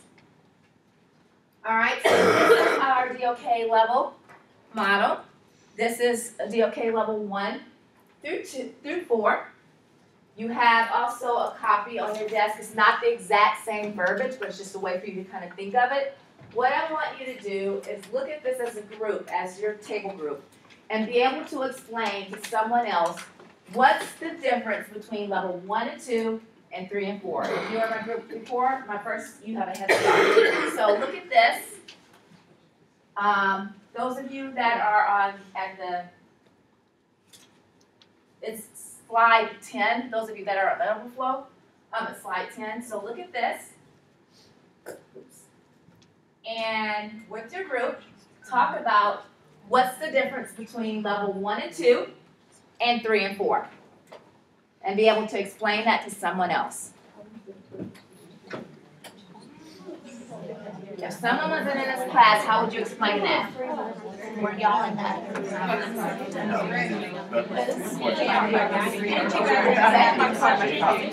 Oh my gosh! We had this question earlier, and we talked about 1 and 2 being gaining the knowledge, having that knowledge, whatever you're something you're reading or whatever. Exactly. And then 3 and 4 is taking that knowledge. And that's what she had said also is that, and what everybody came to, you have to have 1 and 2 to be able to do 3 and 4. Oh,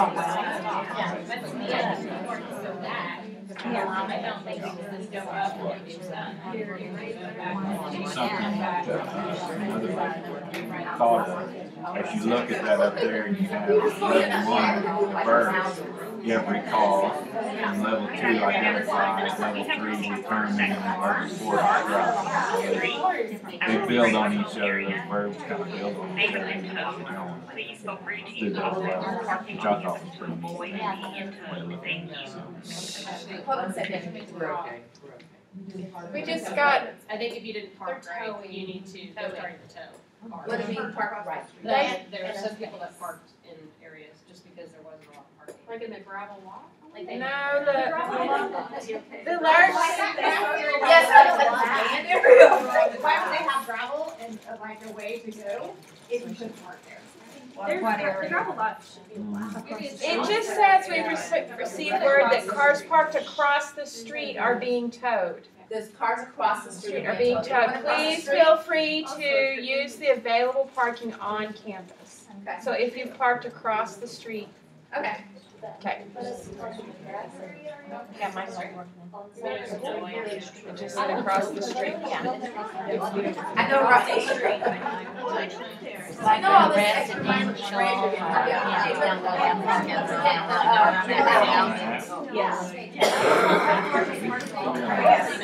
It's only like 3 bucks.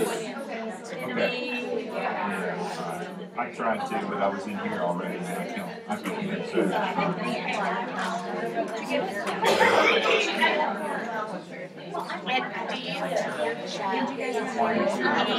Yeah, that was one of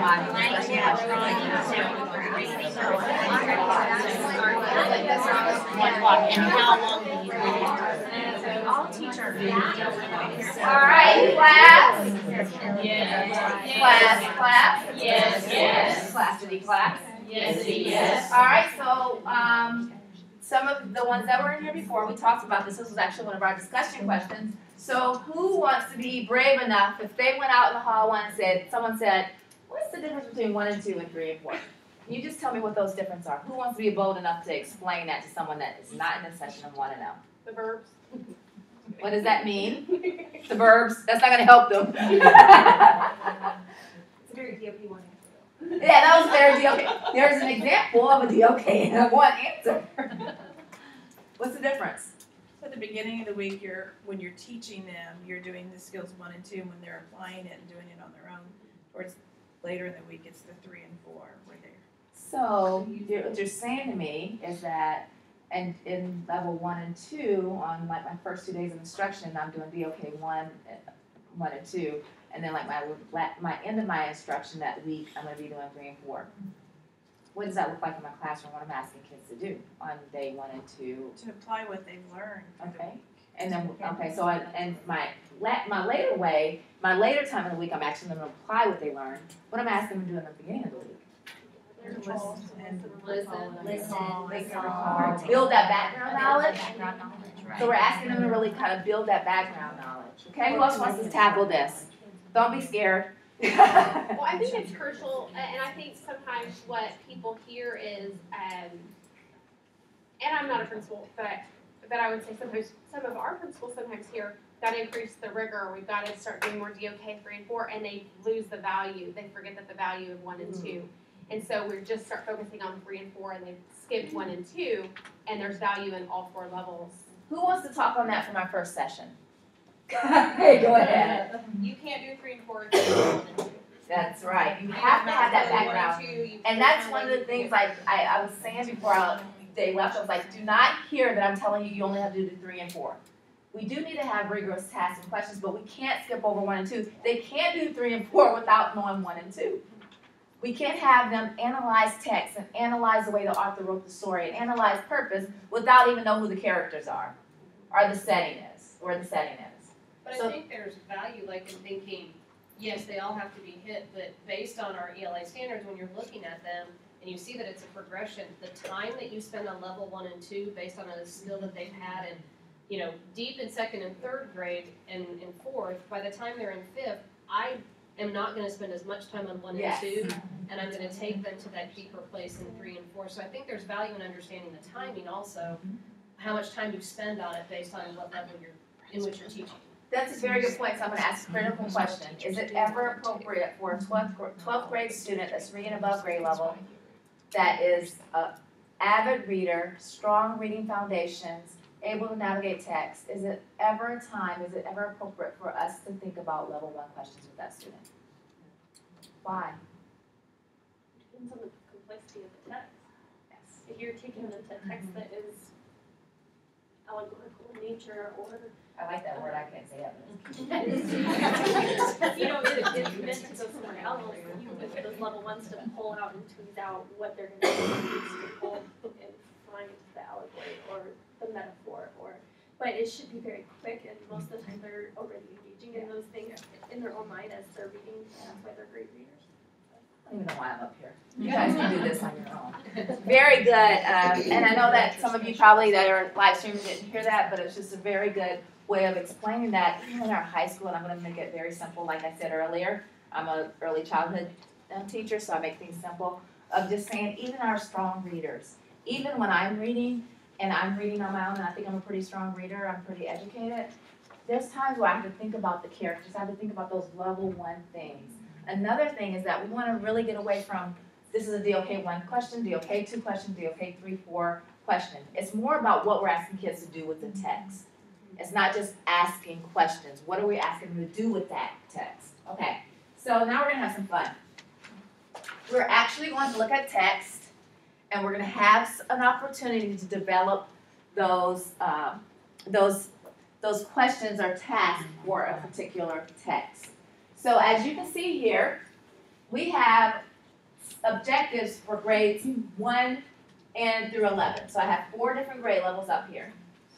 And there are objective levels for 1st grade, 3rd grade, 8th grade, and 11th grade. Those of you that are in here before, I'm sorry, I'm going to go through this just to make sure everyone has an understanding. So these right here are indicators for our objectives. The first number is the grade level. The second number is the standard. So this is out of standard 2, reading and writing. The third letter will be the strand. So remember I told you how to reading strand and a writing strand for each standard. And then the last number is the objective because many grade levels have multiple objectives.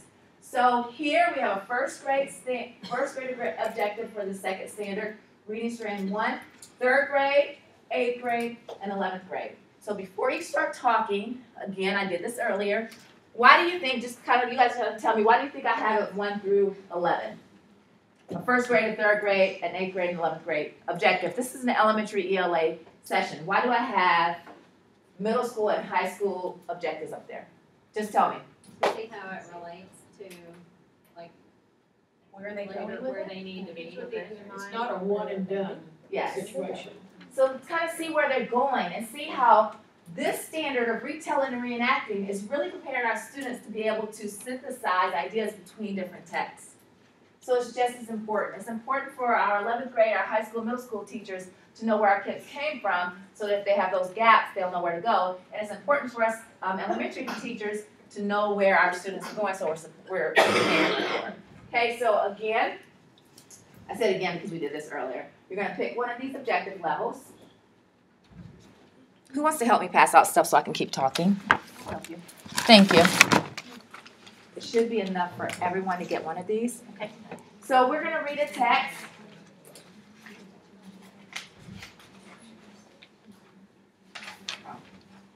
And what we're going to do, we're going to go back to those objectives.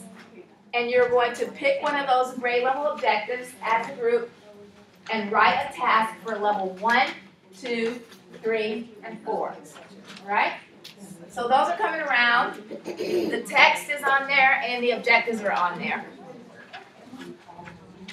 Who wants to read this text out loud for us? Because I'm tired of talking. All right. Once upon a time, in a certain place in Africa, a small village lay across a river, a half-day's journey from a city where a great king lived. A man lived there with his 2 daughters whose faces were a delight to look upon. Their names were Nyasha and Manara. Oh, that's right. Nyasha was gentle and good-natured, and Manara, well, she was the kind who saw the ugly in everything. Nothing pleased her, and the thing which pleased her least was her little sister.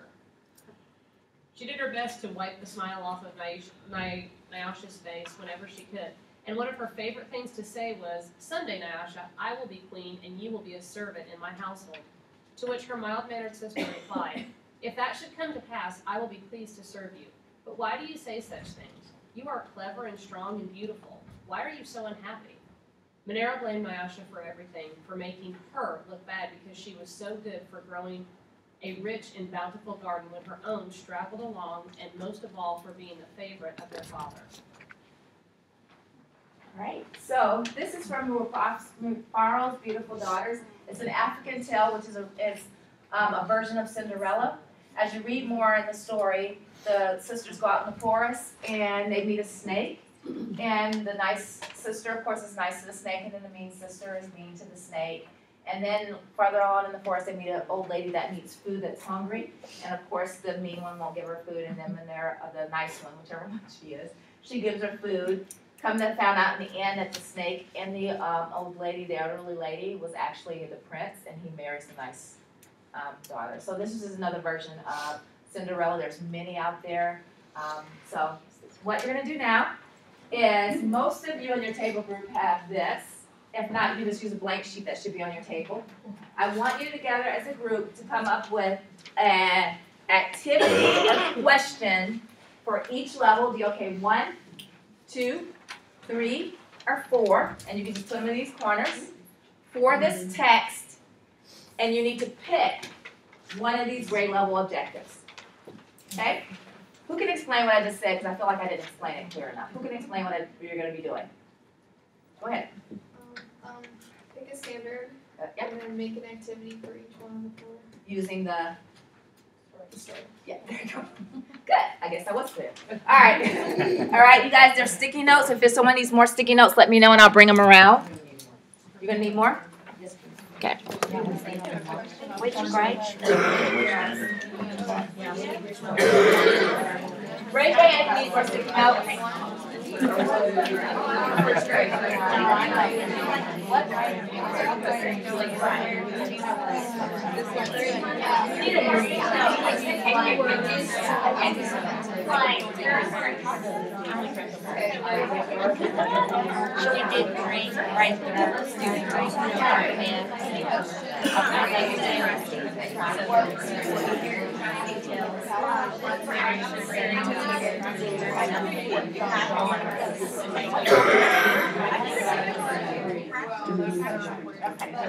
We came up with one for. That story is in the PowerPoint and also the objectives in the PowerPoint. So look through those and have the conversations. We just come up with one saying, okay, read 2 different stories, 2 different genres, each different genre, and then compare it and contrast it. Something like that.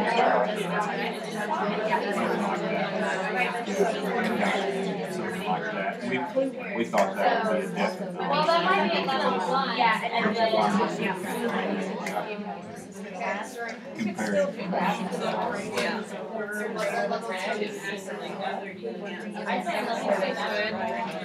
seeing that would be, you do that and take that to, I would think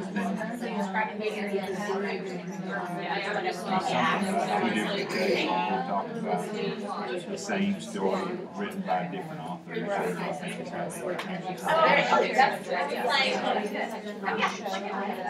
What do you guys like? So that would be a good for definitely.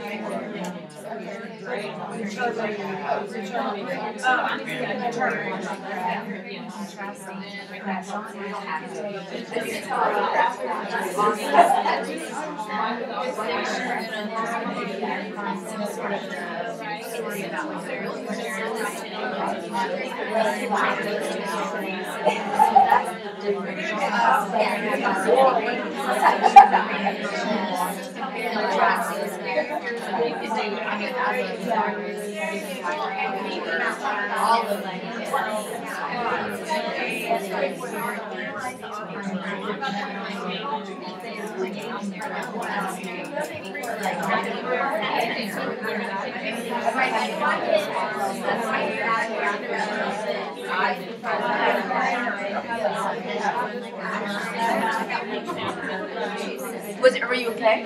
Okay.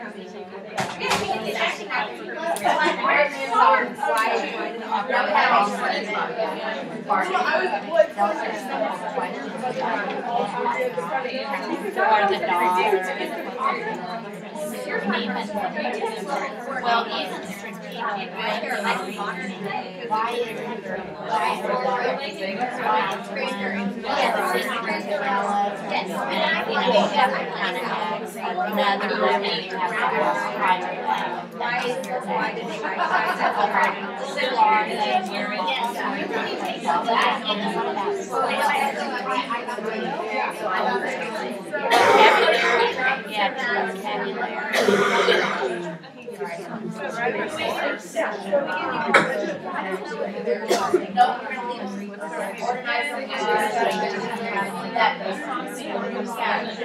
sometimes for a charge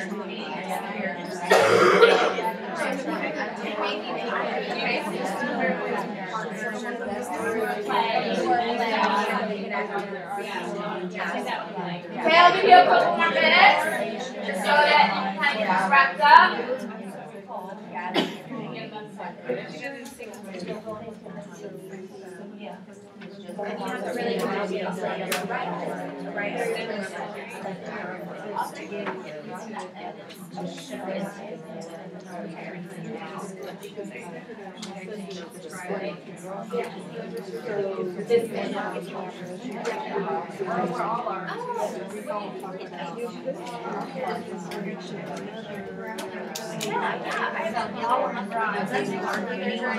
I don't know, that's the now I'm thinking about it, I'm like,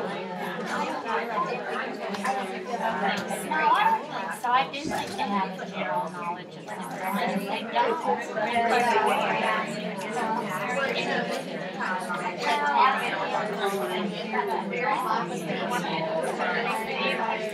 and then you also added a non-fiction. Yes. What almost happens.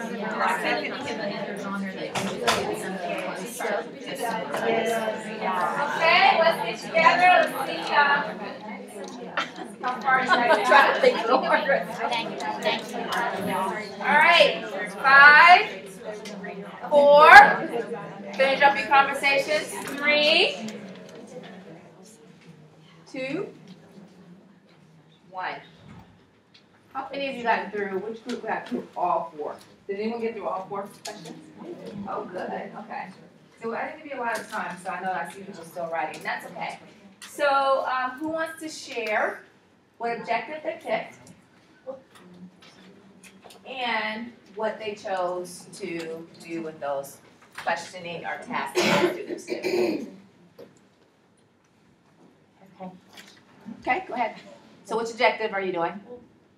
I thought we were doing all 4. Oh, that's good. Yeah, no. We just went off the paper. Nope, that's fine. If you did all 4. Yeah, we wrote one for each one. So, again, not sure if we did it right, but. Nope, that's okay. So the first It's one. just as powerful. The first one we said we would show and represent character traits from the sisters. Like Okay. they would have to act it out. Okay. Skit. So that's the first grade standard? Yeah. Okay. The second one, we said a Venn diagram of the traits, the character traits that were represented in their skit or in the story. And then the third standard there, we said to relate it, so the story, again, relate it to current events and experiences within their own life. Okay. And the last one, we would summarize, have them summarize and then extend this story in their own words, like their own version. Okay. So did you use different objectives, grade level objectives for that? Yes. Okay, good. I like that. But I can see how that could apply to even one of those and even extending it and having students do it with you as a teacher. Okay? Who else wants to share? Very good job, Snaps. Okay, who else would like to share?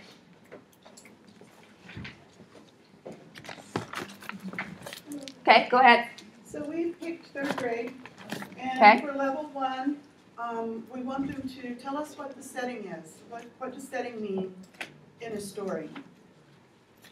Trying to develop that background knowledge of literary elements. Level 2, describe the setting in this story. Then level 3, what story does this remind you of? and discuss and talk about Cinderella. And then level 4, they're gonna do a Venn diagram and they're going to compare the settings between Cinderella and the Pharaoh's beautiful daughters.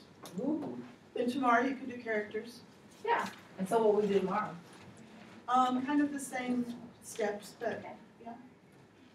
All right, very good. Okay, so as a teacher, what I just had you do when you were writing and coming up with this on your own is totally outside the instructional level of what I'm gonna have you do next. Because sorting, you're gonna be able to take this baggie that I gave like around the room and you're gonna sort them into the different areas. You do this first and then have kids come up with things on their own. But this to me is my formative assessment of knowing that I do a really good job. So you have 4 questions in your little baggie. And you guys are just gonna share them. Look through those 4 questions and put them in order level 1, 2, 3, 4.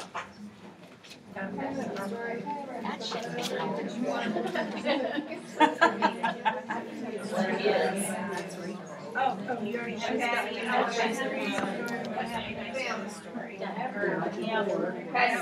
Justify your reason.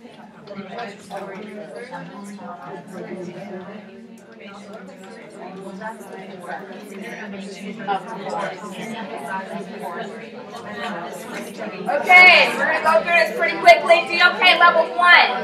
What is level 1? What happened in the story? I know I didn't give you a lot of time, but people are at the door, so I need to go. Level 2? What's level 2? What's the main idea? What's the main idea? Level 3? Justify your reasoning. And what's level 4? Okay, please leave the booklets. These handouts you can have, but everything else leave. The one with Pharaoh's beautiful daughters and the DOK levels. You can take those. Everything is on the app if you would like to download them to have a copy. But leave everything else. Thank you. Thank you. Thank you. A lot of sliders. Everything in now.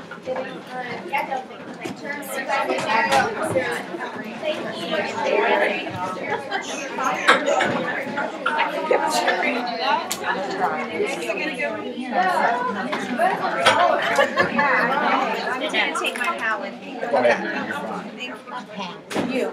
You. Then do science during, then you are departmentalized for science. Yeah, I teach science. And how long do you do it every day? And how long do you have, like 30 minutes? 50 minutes? Yeah. And Our but blocks you- are 50 minutes, but our homeroom, like our ELA, is 90. But then you have the intervention every day? Well, no, the reading intervention is in with our 90. Oh, it's in with the 90. No, it's not. I don't know. I can't remember now how much it went. Like, we would do ELA from 9:05 to 10:40. And then our intervention was separate than that. And reading is 45, math is 30. Reading is 45. Sorry, I'm trying to clean my job. We're gonna have Hey Christina, how are you? Fine, thanks. Good to see you. Good to see you. What is it? fun. Have fun. Thanks.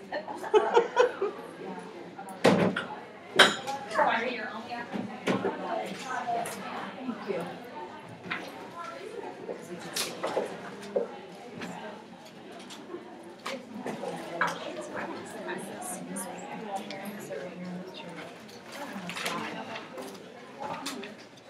Yeah, you do. This is heavy enough for me. I just want to be able to see that, and I can't see it on that side. Sorry, I'm like trying to get all my junk off the table.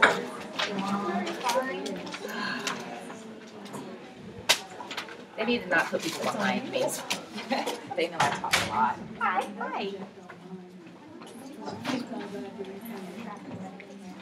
Which session is this, guys?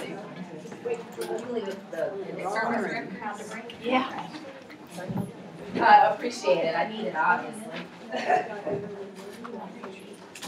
How are you? I know, I saw you go there, I'm like, oh, I know her.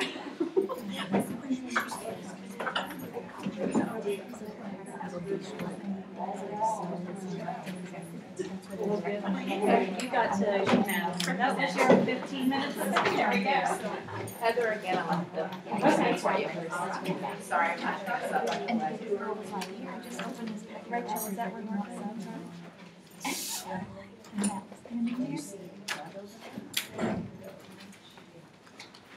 I don't know what happened to that. Okay, Jonathan, I don't know what happened.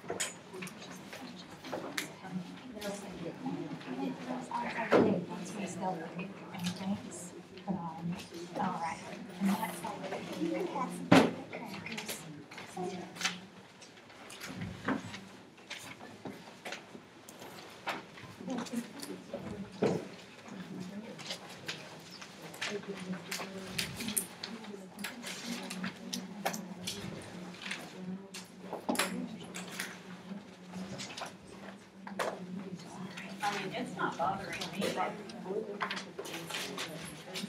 not bothering you.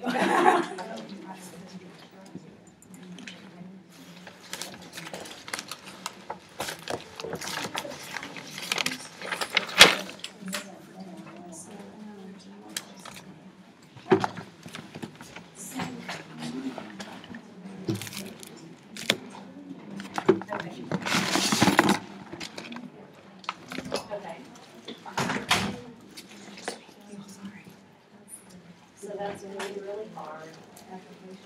What I would probably do, so was he the teacher before as well? Yes.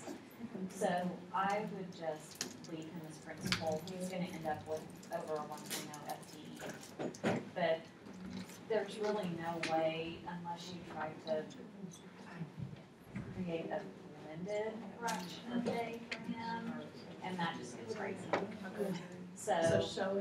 So go ahead and just leave him as the teacher. Reflect the salary that he earned as the teacher, and he should be okay. Hello?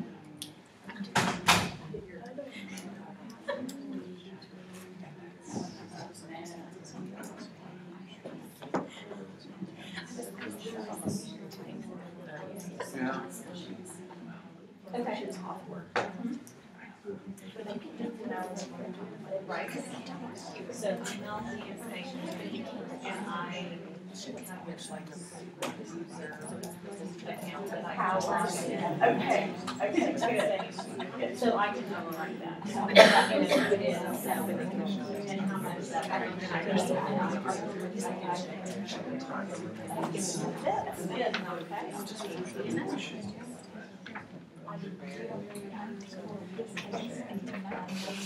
Yeah. Okay,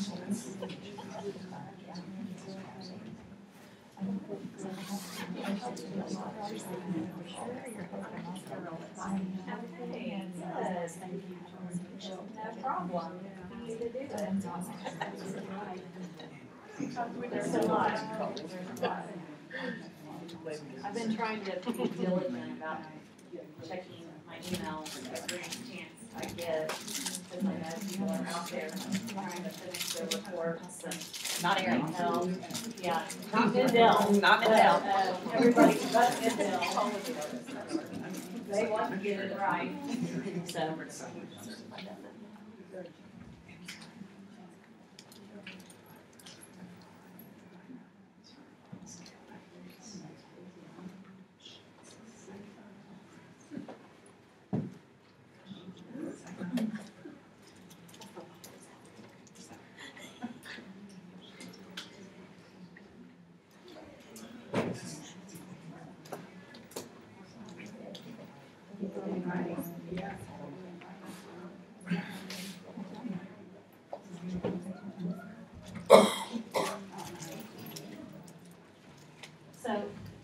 you the Choctaw HR guy?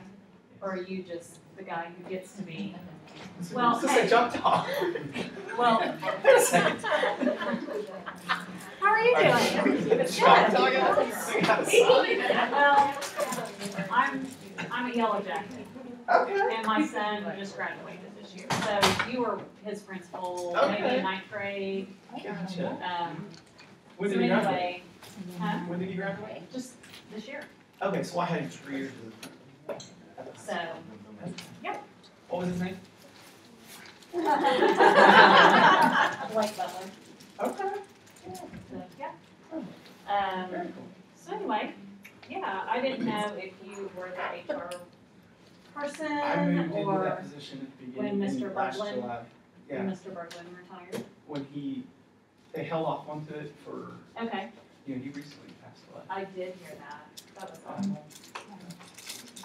He was my principal growing up. He was my principal. So, yeah. Yeah. I've been in So you went Choctaw through for JV? a long time.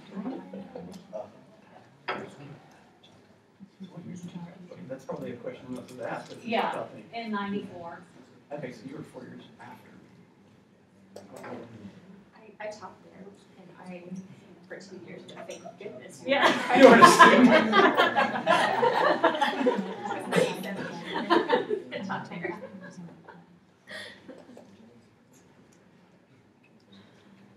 So in '94 was Dr. McJourney the principal? No, he was Sue. He was Assistant Sue Claire. I think he was our Sue.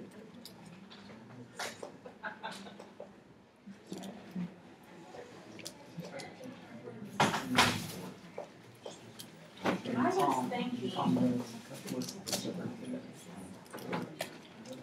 well, I've been giving Karen the props the whole time. Well, that's I thought fine. he He's was been our there forever. superintendent, and, but his son, I think, is a year older than I am.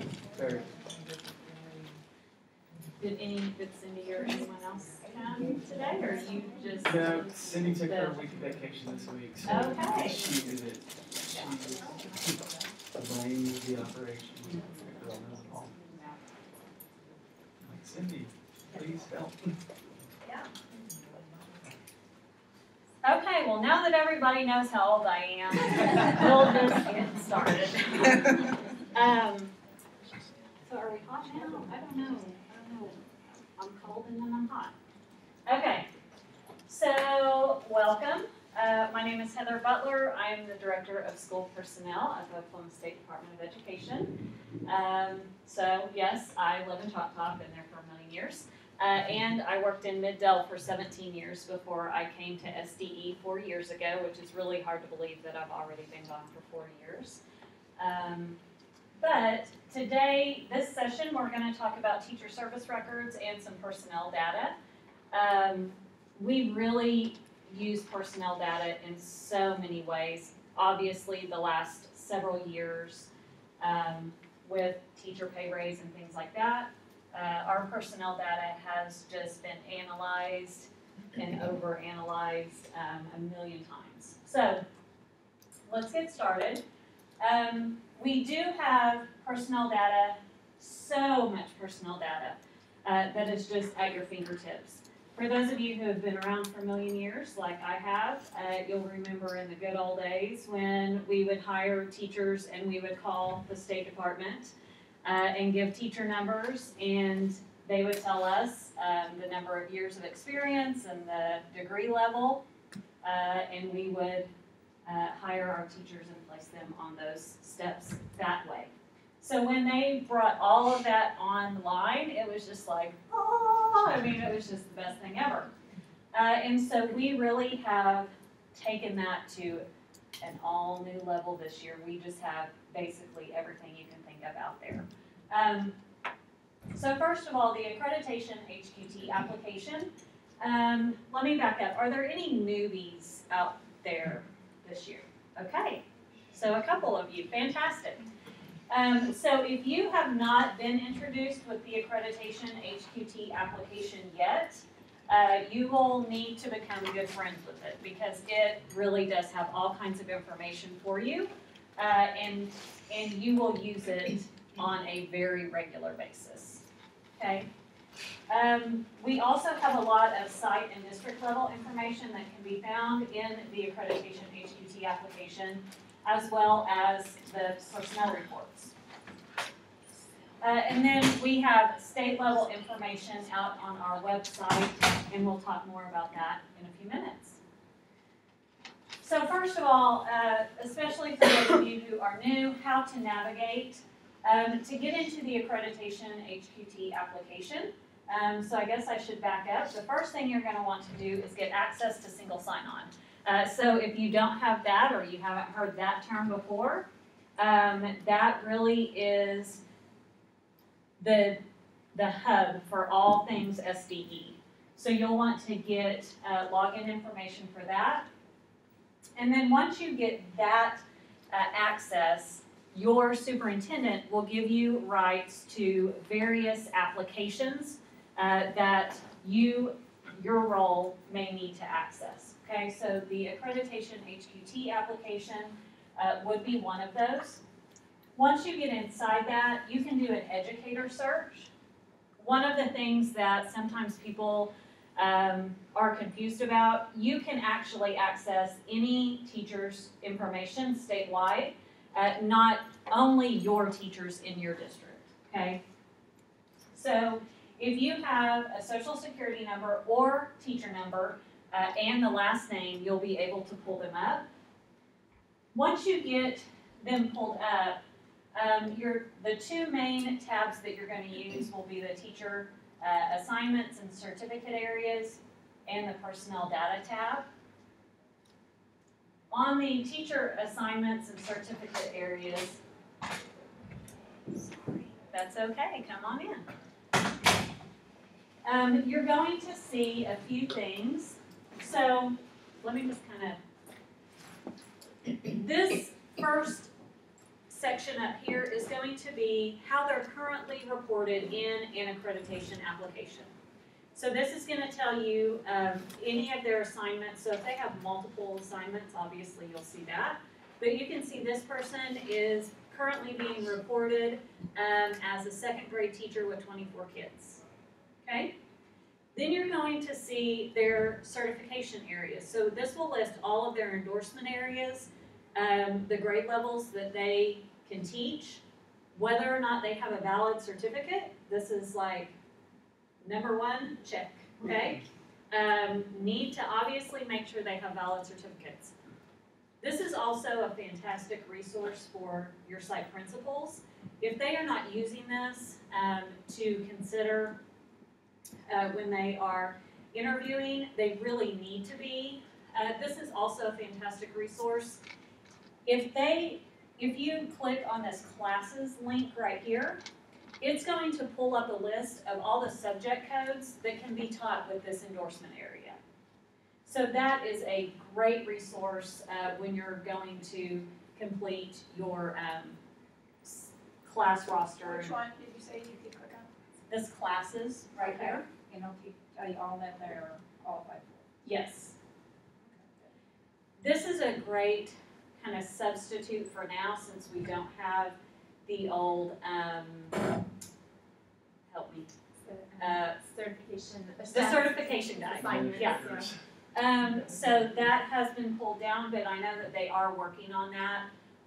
But for now, you can pull this up and you can see all the course codes that this elementary ed or social studies by Frere can teach, okay? Obviously, it also has their degree information. So if you are HR, you'll know what salary to place them on. If they are national board teachers, it will also have their information here. The thing to keep in mind with that, it's only classroom national board teachers. So if they are speech paths and they have ASHA cards, it's not going to be shown here, okay? But this is just going to be for those classroom national board teachers. Once you get to the personnel tab, you're going to see all of their verified teaching experience, okay? So again, the very top bit of information, just like we had the accreditation information on the first tab, this is going to have their current personnel report information. So what are they currently being reported inside a personnel report? This is very helpful this time of year to see, have they been working somewhere? Can I anticipate giving them a step? Especially at this time of year when we need to determine what step to place people on. The actual years of experience won't be rolled down until about the first or second week of August. So at this point, you're just kind of working off 1 year behind when you're considering their steps, okay? The total experience, this is just so awesome. So phase 1 was it all came to this page, and then we would print it off and we would start counting. And then we would think we knew how many years somebody had, and we would pay them on that, and then SCE would go back behind us and re-verify and let us know if we were wrong. And that just took me way too long. So I told somebody, I was like, okay, we've got to do something different, because the first year that I came to SCE and I found out that this was the process, we ran all new teachers to a district. So what they did before is, every time you had a new teacher, they would re-verify that person's experience. The October report, the first year I got there, we ran that list and there were 7,000 teachers. And I'm not even kidding when I say Brad and I pulled up 7,000 people and went 1, 2, 3, 4, 5. And we did that from October through to March. And I said, this just does not seem like a good use of resources. So we came up with this. And so this really is fantastic. Now it totals it for you. I would highly recommend when you pull this up to print this page out and put it in their personnel file so that you have a record as to why you paid this person when you hired them at Bachelor Step 15, okay? It's also a great thing to have on hand when you're doing your onboarding. If they say, well, wait a minute, I have 18 years. You can provide a copy of this to them, and then they can go in, give us a call, we can track down where the issue is, okay? So that total is fantastic. The other thing that I want to throw out there, when you look at this, the out-of-state, the military, and the out-of-country are going to give you the total number that we verified. So even though when it comes over to the personnel report, and even when we use the total experience, is going to cap at 5 years. But I know districts, I know Middale, we paid over 5 years on out-of-state experience. I wanted for districts who do that to know the full number of years that we verified. I didn't want those districts to have to go back and start counting. So we will have the total experience verified for out-of-state, out-of-country, and military. But when you look at the total experience, it's only going to bring over the 5. So just keep that in mind. If you're a district that pays above the 5, you'll have access to that. But when you see the person in the personnel report, they will only have the 5, okay? The next section is going to be the SPR History. This is their Oklahoma public school teaching experience. So this is the information truly straight from the personnel report. You send it to us, you say this person was here, they were full-time, they worked this number of days in this job, and we dump it into their service record, okay? So that is obviously another thing that we want to make sure that the information is accurate when you send it to us, because we are using it to build this information. Obviously now, number of days and fraction of day is extremely important. 0.10 is much different than a 1.0. So if that is inaccurate, when this calculates, it won't give the person a year of experience. So keep that in mind. Then you're going to have the bottom section of the service record is going to be any of the additional experience that we have verified. So that might be Oklahoma private school, out of state, military. If we added any of their certified sub-days, it's going to be listed here. So all of that information, even if they are coming from an Oklahoma career tech, that's something that we have to verify through those proof of teaching forms, okay? I was also surprised to find out that teachers could not access their own service records. I just assumed that that was kind of the logical, of course they would be able to. If I can see it, why couldn't they? But they couldn't, so we did get that fixed, and they can access their own records now. I would highly, highly, highly, I'm begging you, please have all of your teachers verify their own service records. Every year, they should be taking a look at that. They should be verifying the number of years that they have. You know, I've worked with teachers for a long time, and honestly, they just trust you to pay them what they're supposed to make. And so if you really had to be hard-pressed and go up to 10 teachers and say, how many years of experience do you have? You know, some of them it may take them a minute to go, well, I think I started in such and such year. They need to get in there and take a look. The other thing is it's very difficult working in an HR environment.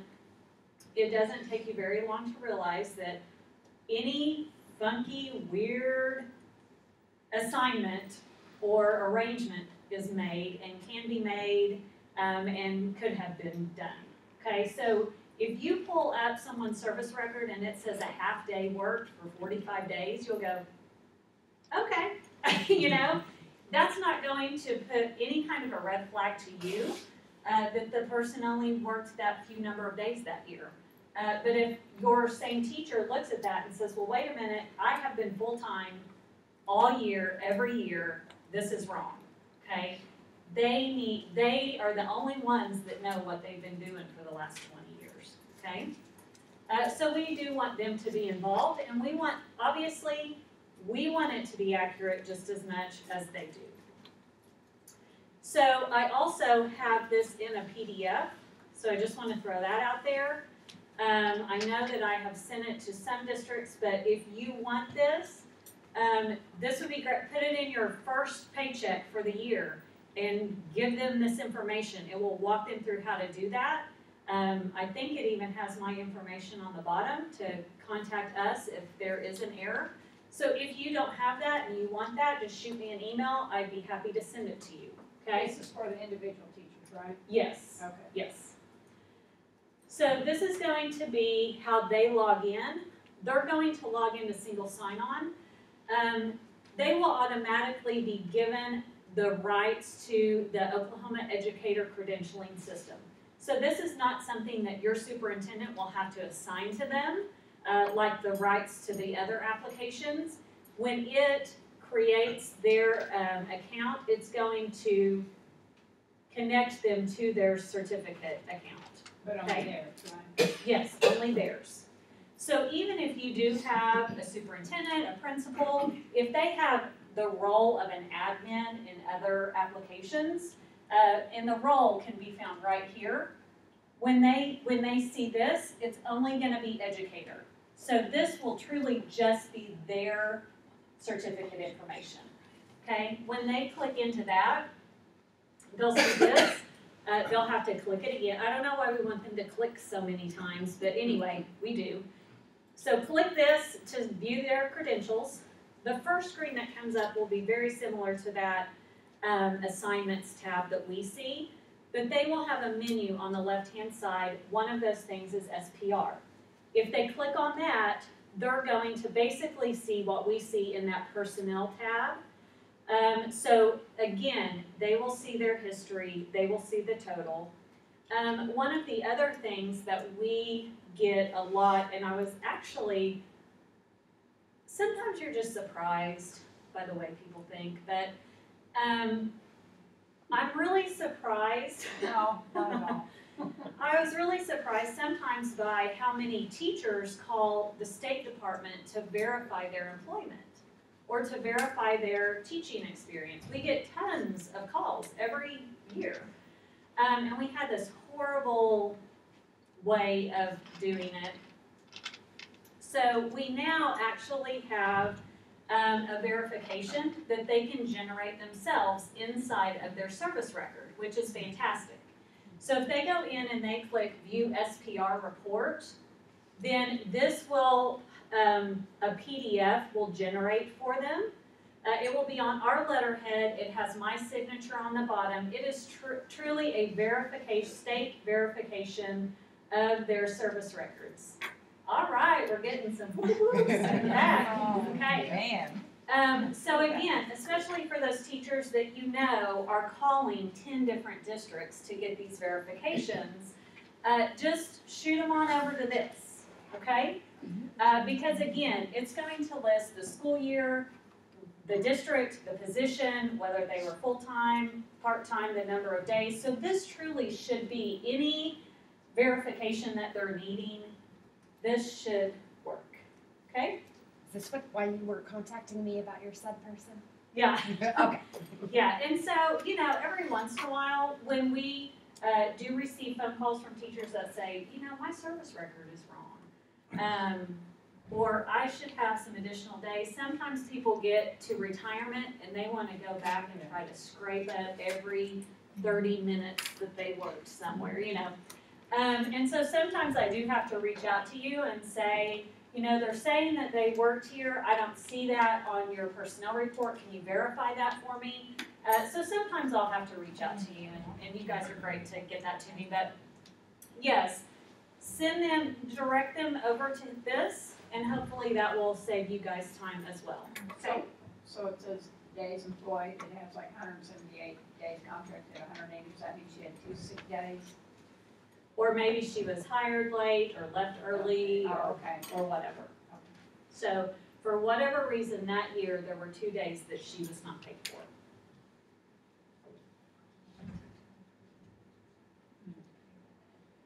Okay? There are also a couple really cool personnel related reports inside the accreditation application that I want to tell you guys about. So if you'll just go under the reports tab, and the first one is the certified teacher report.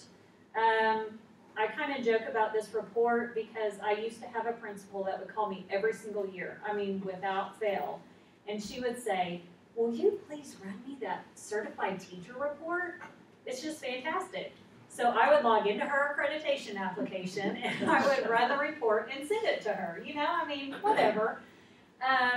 But it really is a great resource, again, just for your principal to have, or your school counselor, anybody that is like considering class shifts or setting up a roster or anything like that.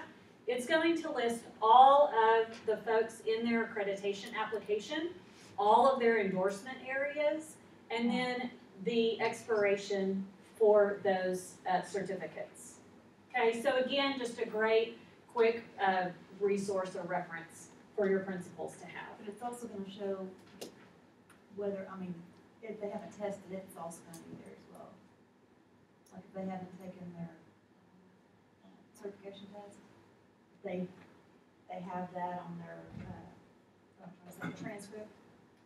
This is just going to be what they have, what they're certified in on their teaching certificate. So even if they, let's say they have an emergency cert to teach a certain area this year, that will be listed.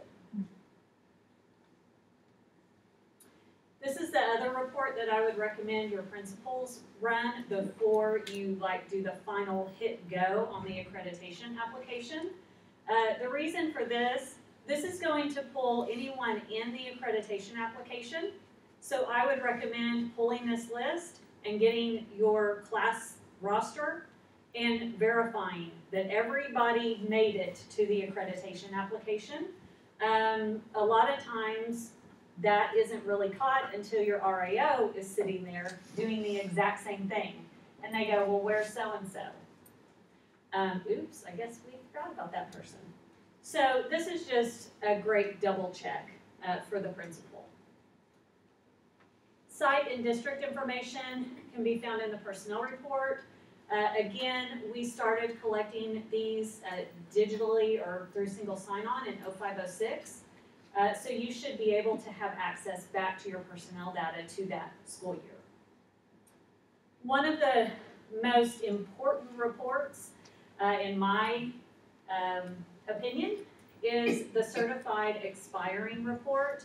So it's going to pull any and every certified person in your personnel report that needs to renew their certificate. And at this time of year, that could be a certified sub, a tutor, anybody and everybody that's on your certified report will pull into this if they need to renew. Another great thing about this report, really all of our reports, but this one in particular, you can download it into Excel. So you can do multiple things with it. One of those things is I included the site code. So you can sort by site and then copy this and just shoot it to your site principals independently. So they'll kind of have on their radar who needs to get those certificates renewed. Another thing is the email address is also included, so you can very easily copy, paste, and shoot out a mass notification group to all of those. I used to always send the information about the renewals. I would really spoon feed to them all the information. Your certificate needs to be expired. Here's the link below. Is this? Once you get that renewed, make sure you send me that slip on the back. All that information. This year we also kind of rolled out this new thing.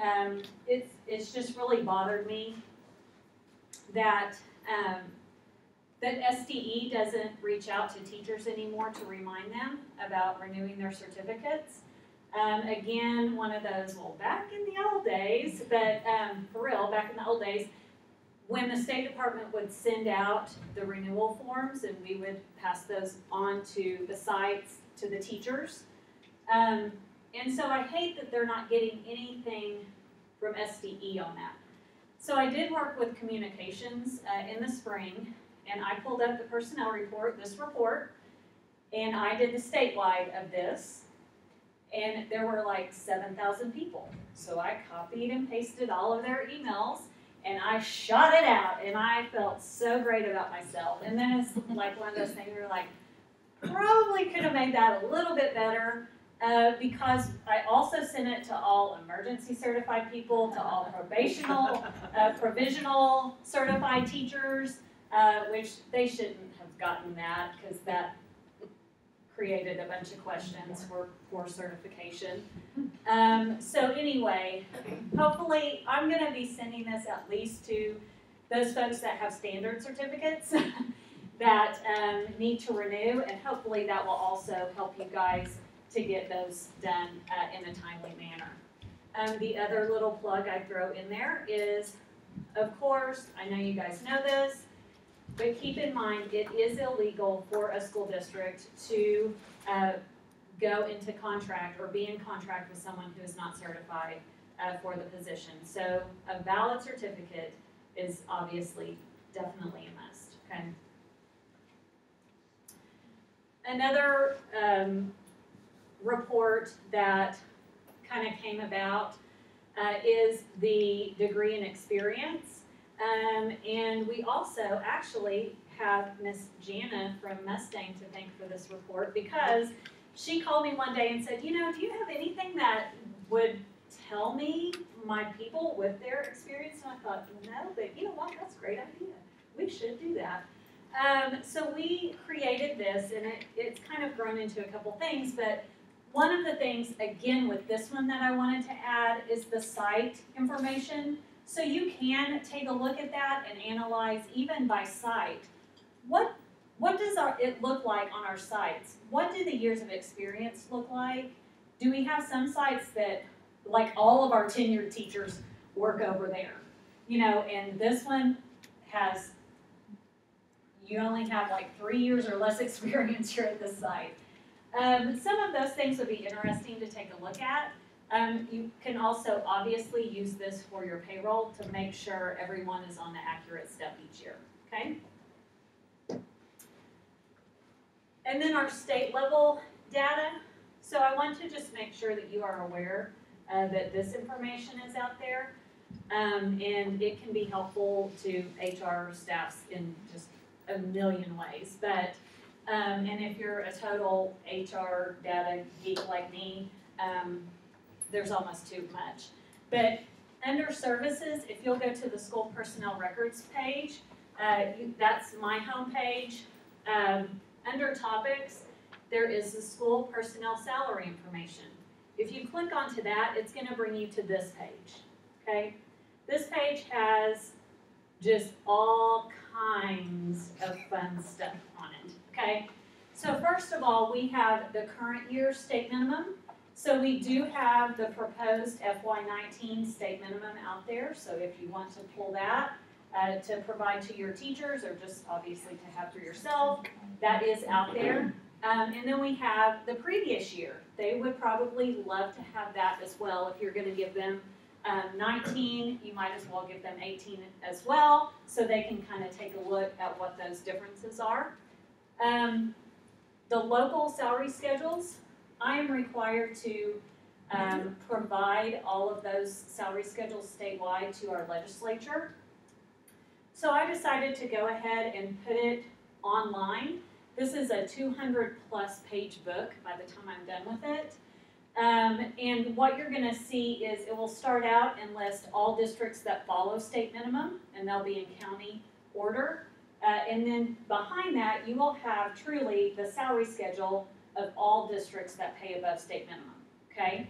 So it would be a fantastic thing if you were going to negotiate salaries or even consider any of that, you know, even if you just wondered, what is our compensation like compared to the districts around us?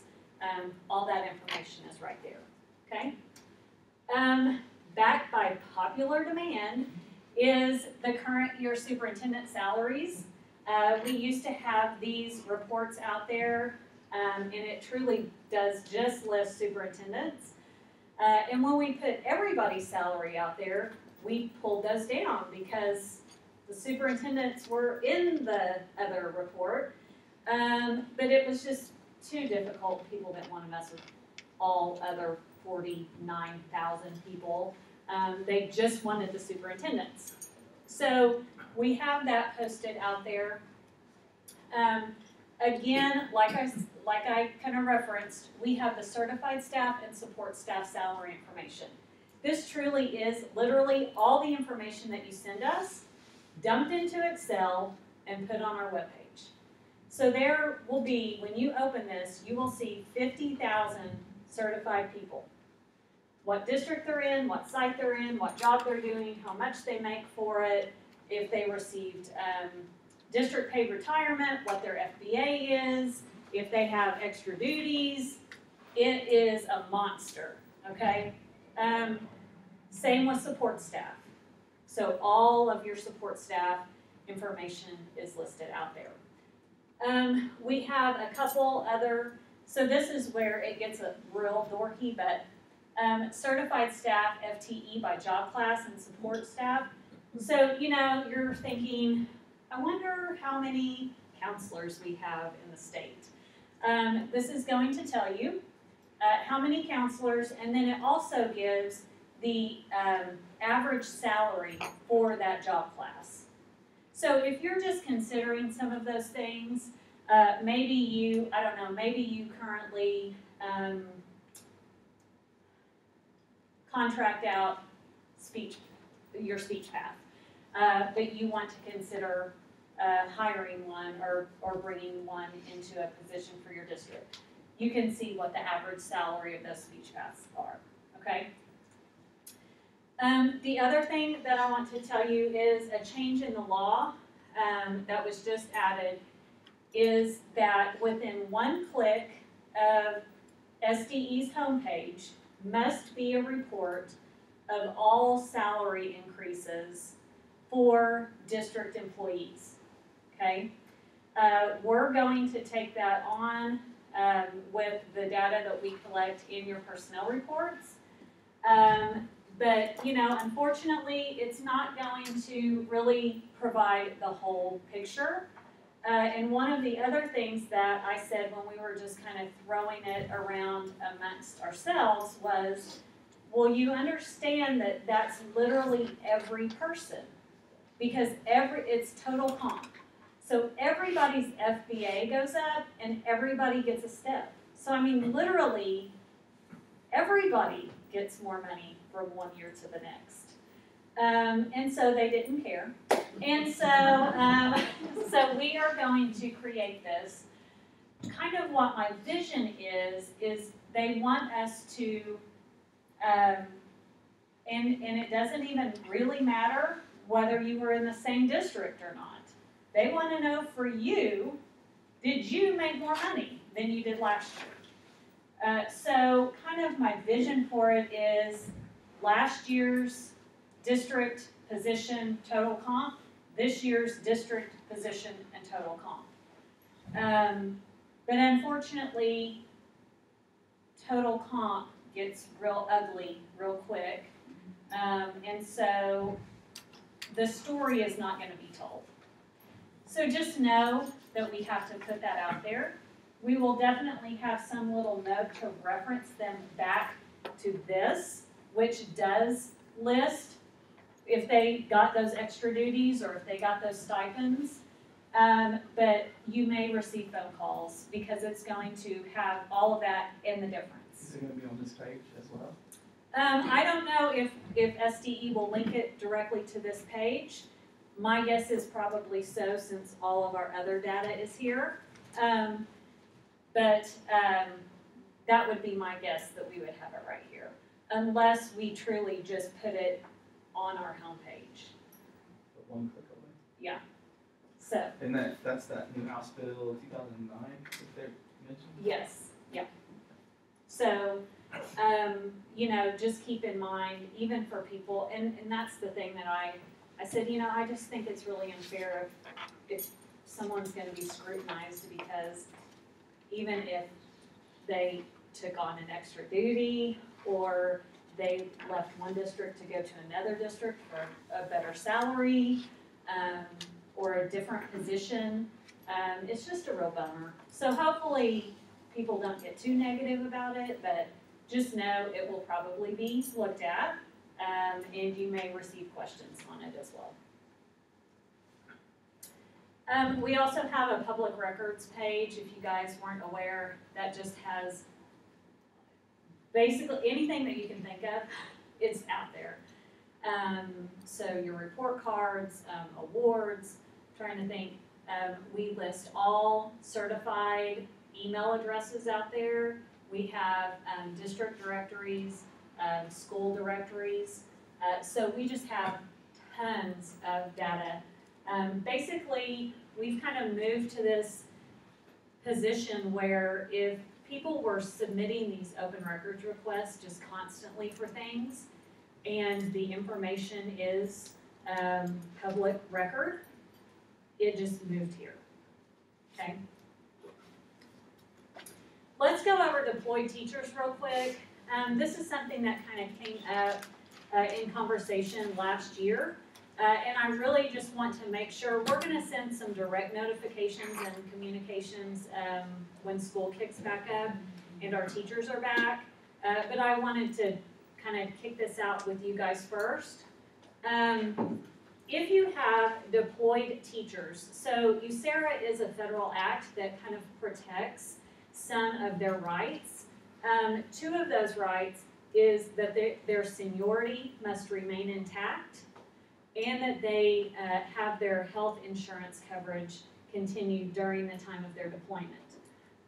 So insurance is obvious. Seniority for us, that means they need to receive that step. I need to give them credit for that year, okay? So if you have people that become deployed, we need to make sure that they remain on our radar. Oklahoma law also requires that you are to pay them their first 30 working days of their deployment. Okay? So make sure that you have both of these things on your radar. That first, if you receive that notification of deployment, they are paid their first 30 work days. And so the other thing we're going to do is we're going to add deployed as one of the reason for leaving, reason for no returns in the personnel report. That will help me keep those people on my radar so I can reach out to them and you and make sure that before it's all said and done, we give them the experience for that year. So be kind of thinking back. I know in Middell, I can just think of 2 or 3 people just right off the top of my head that had been deployed over the years. We need to go back and make sure that they got credit for those years. We are going to verify that with the DD-214. The other thing is this is going to be different than their military experience. So military is capped at 5. This really is experience as if they were your employee.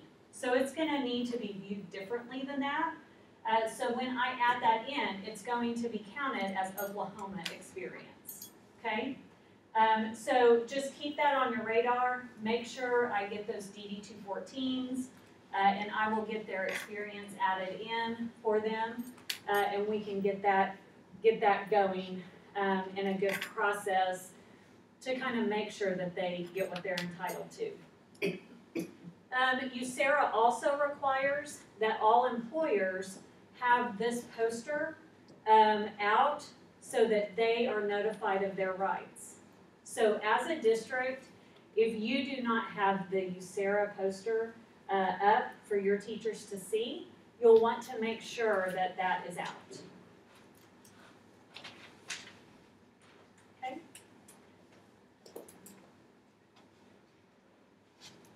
And this is Department of Labor poster. All right. Also, just a quick little tip. In the app, my presentation is an available document on this session. So if you need any of this information, you can pull it up there on your app.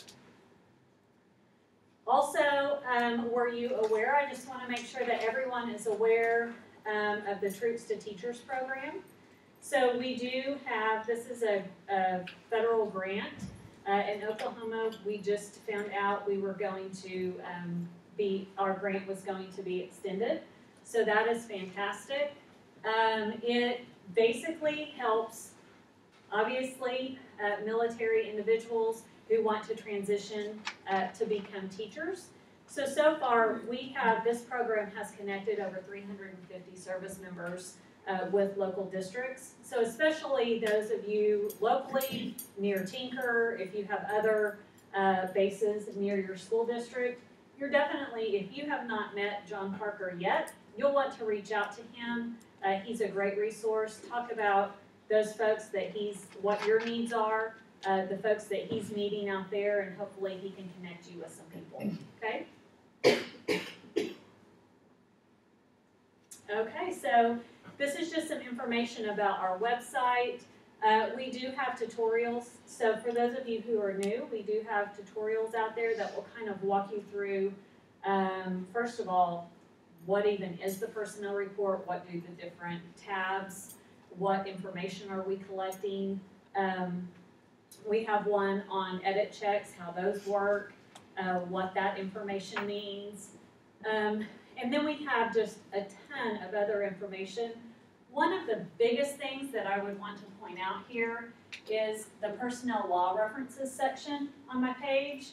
I just remember being at the district level, and I remember one time in particular where we called Tammy, and I said, you know, where in the world, because that was back again when we just had the book, you know, where in the world in this book is the law that talks about 20-day extension?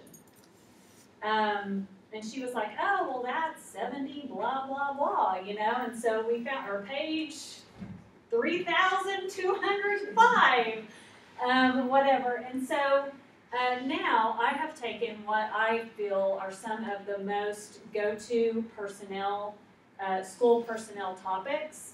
And out beside those, you'll find a link that will take you directly to the law that speaks to that. So like that 20-day extension, the military thing, donated leave, all of those things are going to be listed out there, okay? All right, do you guys have any questions for me? Yes, ma'am. You were talking earlier about the single sign-on and the information that comes from the Department of Career Tech. Is that automatically put there, or is the instructor more likely to have to make sure that that's there? The instructor would have to make sure that that is there. Okay. And normally, that's only done if they want to go back into a traditional K-12 setting, Okay. so. Well, 'cause we have both. We have some that are career only, but we have some that do academic type things, and they can flex. So Yes, that's yeah. good to know. Yes, so their experience wouldn't automatically have that career tech information. Okay. So they would need to do the proof of teaching form to get that added. Okay. Yeah. Any other questions? So deployments, that's for support personnel also, correct? Yes, yeah.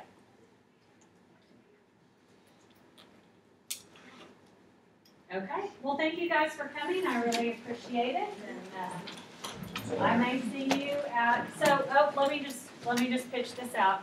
So I do have a 1 o'clock for school personnel reporting, and then I'm gonna be in the Q&A about teacher raises. We'll talk about teacher and support raises at 1 o'clock in school personnel, but then at 2 o'clock I'll be with Brad and Carolyn and Matt to talk about Q&As on the raises, okay?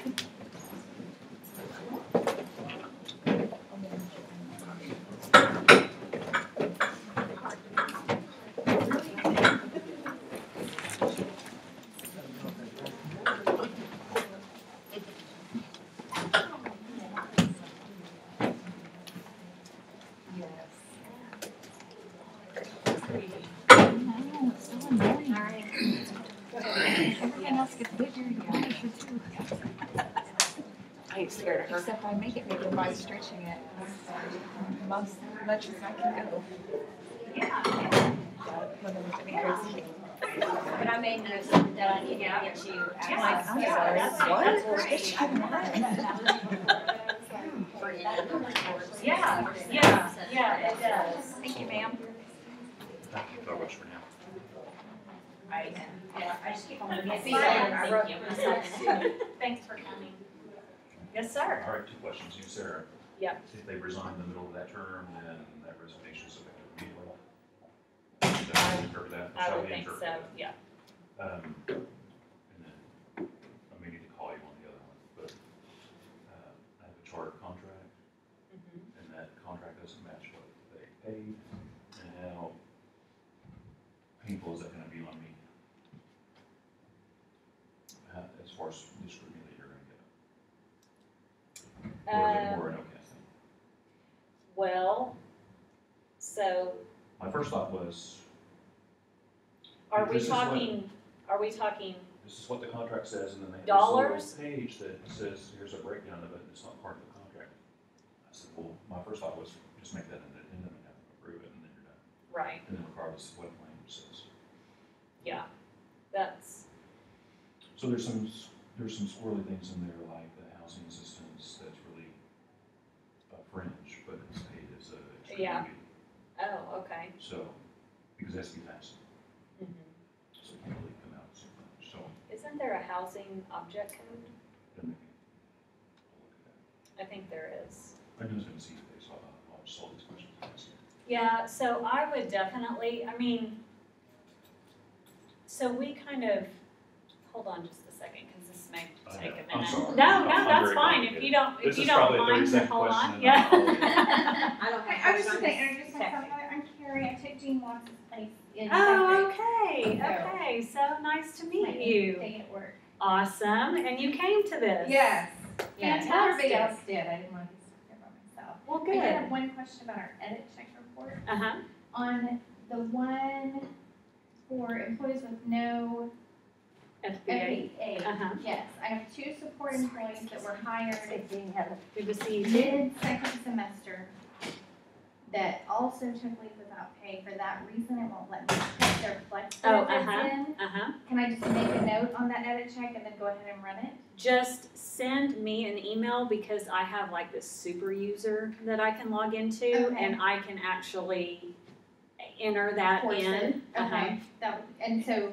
So just shoot me an email of who they are and how much the coding and how much it should be. Okay, and then wait to certify my report until that's done? You can go ahead and certify it. I'll be back in the office tomorrow, but I mean, Okay. so I can do it tomorrow if you send it to me. Yeah, I'll make sure I send it to you this afternoon. Okay. Okay, Yeah. thank you so much. But you guys can go ahead and certify if you're ready. Okay. And I think that was my only issue with. and I can just unlock it and go do what we need to do and then lock it back up. Thank you so much. No problem. Thank you for coming. Will you be at my Yes, I'll be at 1 o'clock? Okay, see you there. Thanks.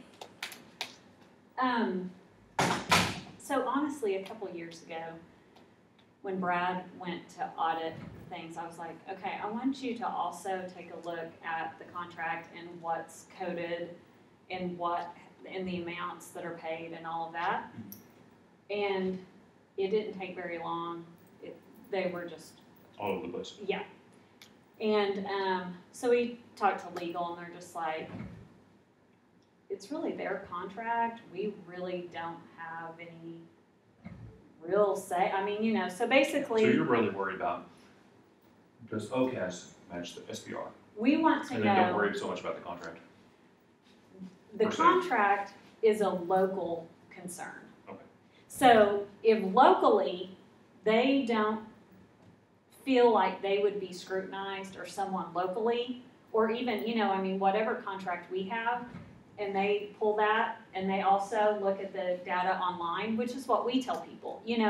I personally would do what you said and have that addendum so that if anybody asks, this is what we were authorized to pay, and we did. Otherwise, it's like, okay, well, this is what you were authorized to pay, and this is the crazy thing that you did pay.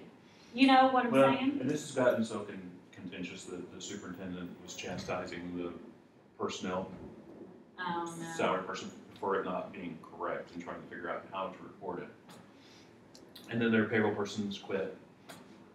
And then I said, listen, let's Like, not whoa. let's not jump to conclusions, okay? Let's just work through this. Yeah. And so it got a little heated after I left. We had a nice conversation, and I thought we were going to be fine. And then it got heated, and then they argued with each other. Oh, no. And she said, "You work for me," and they said, "Not any longer." Oh, wow. Okie dokie.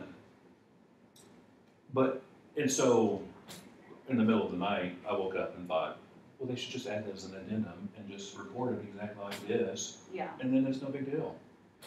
And I'm not sure why we didn't get to that earlier. Well, earlier they were talking about, well, if something needs to be reclassed, then just reclass it before you upload your OCAS report, and then it's fine. That was my first conclusion, which I thought was easy. Yeah. But then later when I saw the reports and actually saw the contract, then I saw the bigger dilemma.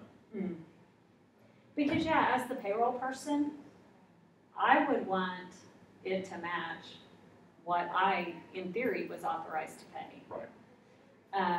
And so I could see the same dilemma for the person, but yeah, I'm the person that in the end, you pay what you're told to pay. Well, this is a situation where the superintendent was telling him, you've done this wrong, and I agree with him. It looks like you've done this wrong. Of course, that whole portion of the housing is a challenge. Yeah. And maybe they just need to reclass that. I'll get in there and look at the system and see if there's a housing allowance piece. And then maybe they can just recode that. And then that will make that report clear up a lot. Okay. So yeah, it's, at the end of the day, however their expenditures ended up is what needs to be in the personnel report. So we'll make sure that's matched. I appreciate it. That helps me greatly. Okay, no And then I problem. can tell them we had this conversation and we're all in strong. Okay, well, I feel so much better now. Me too, thanks. All right, see ya.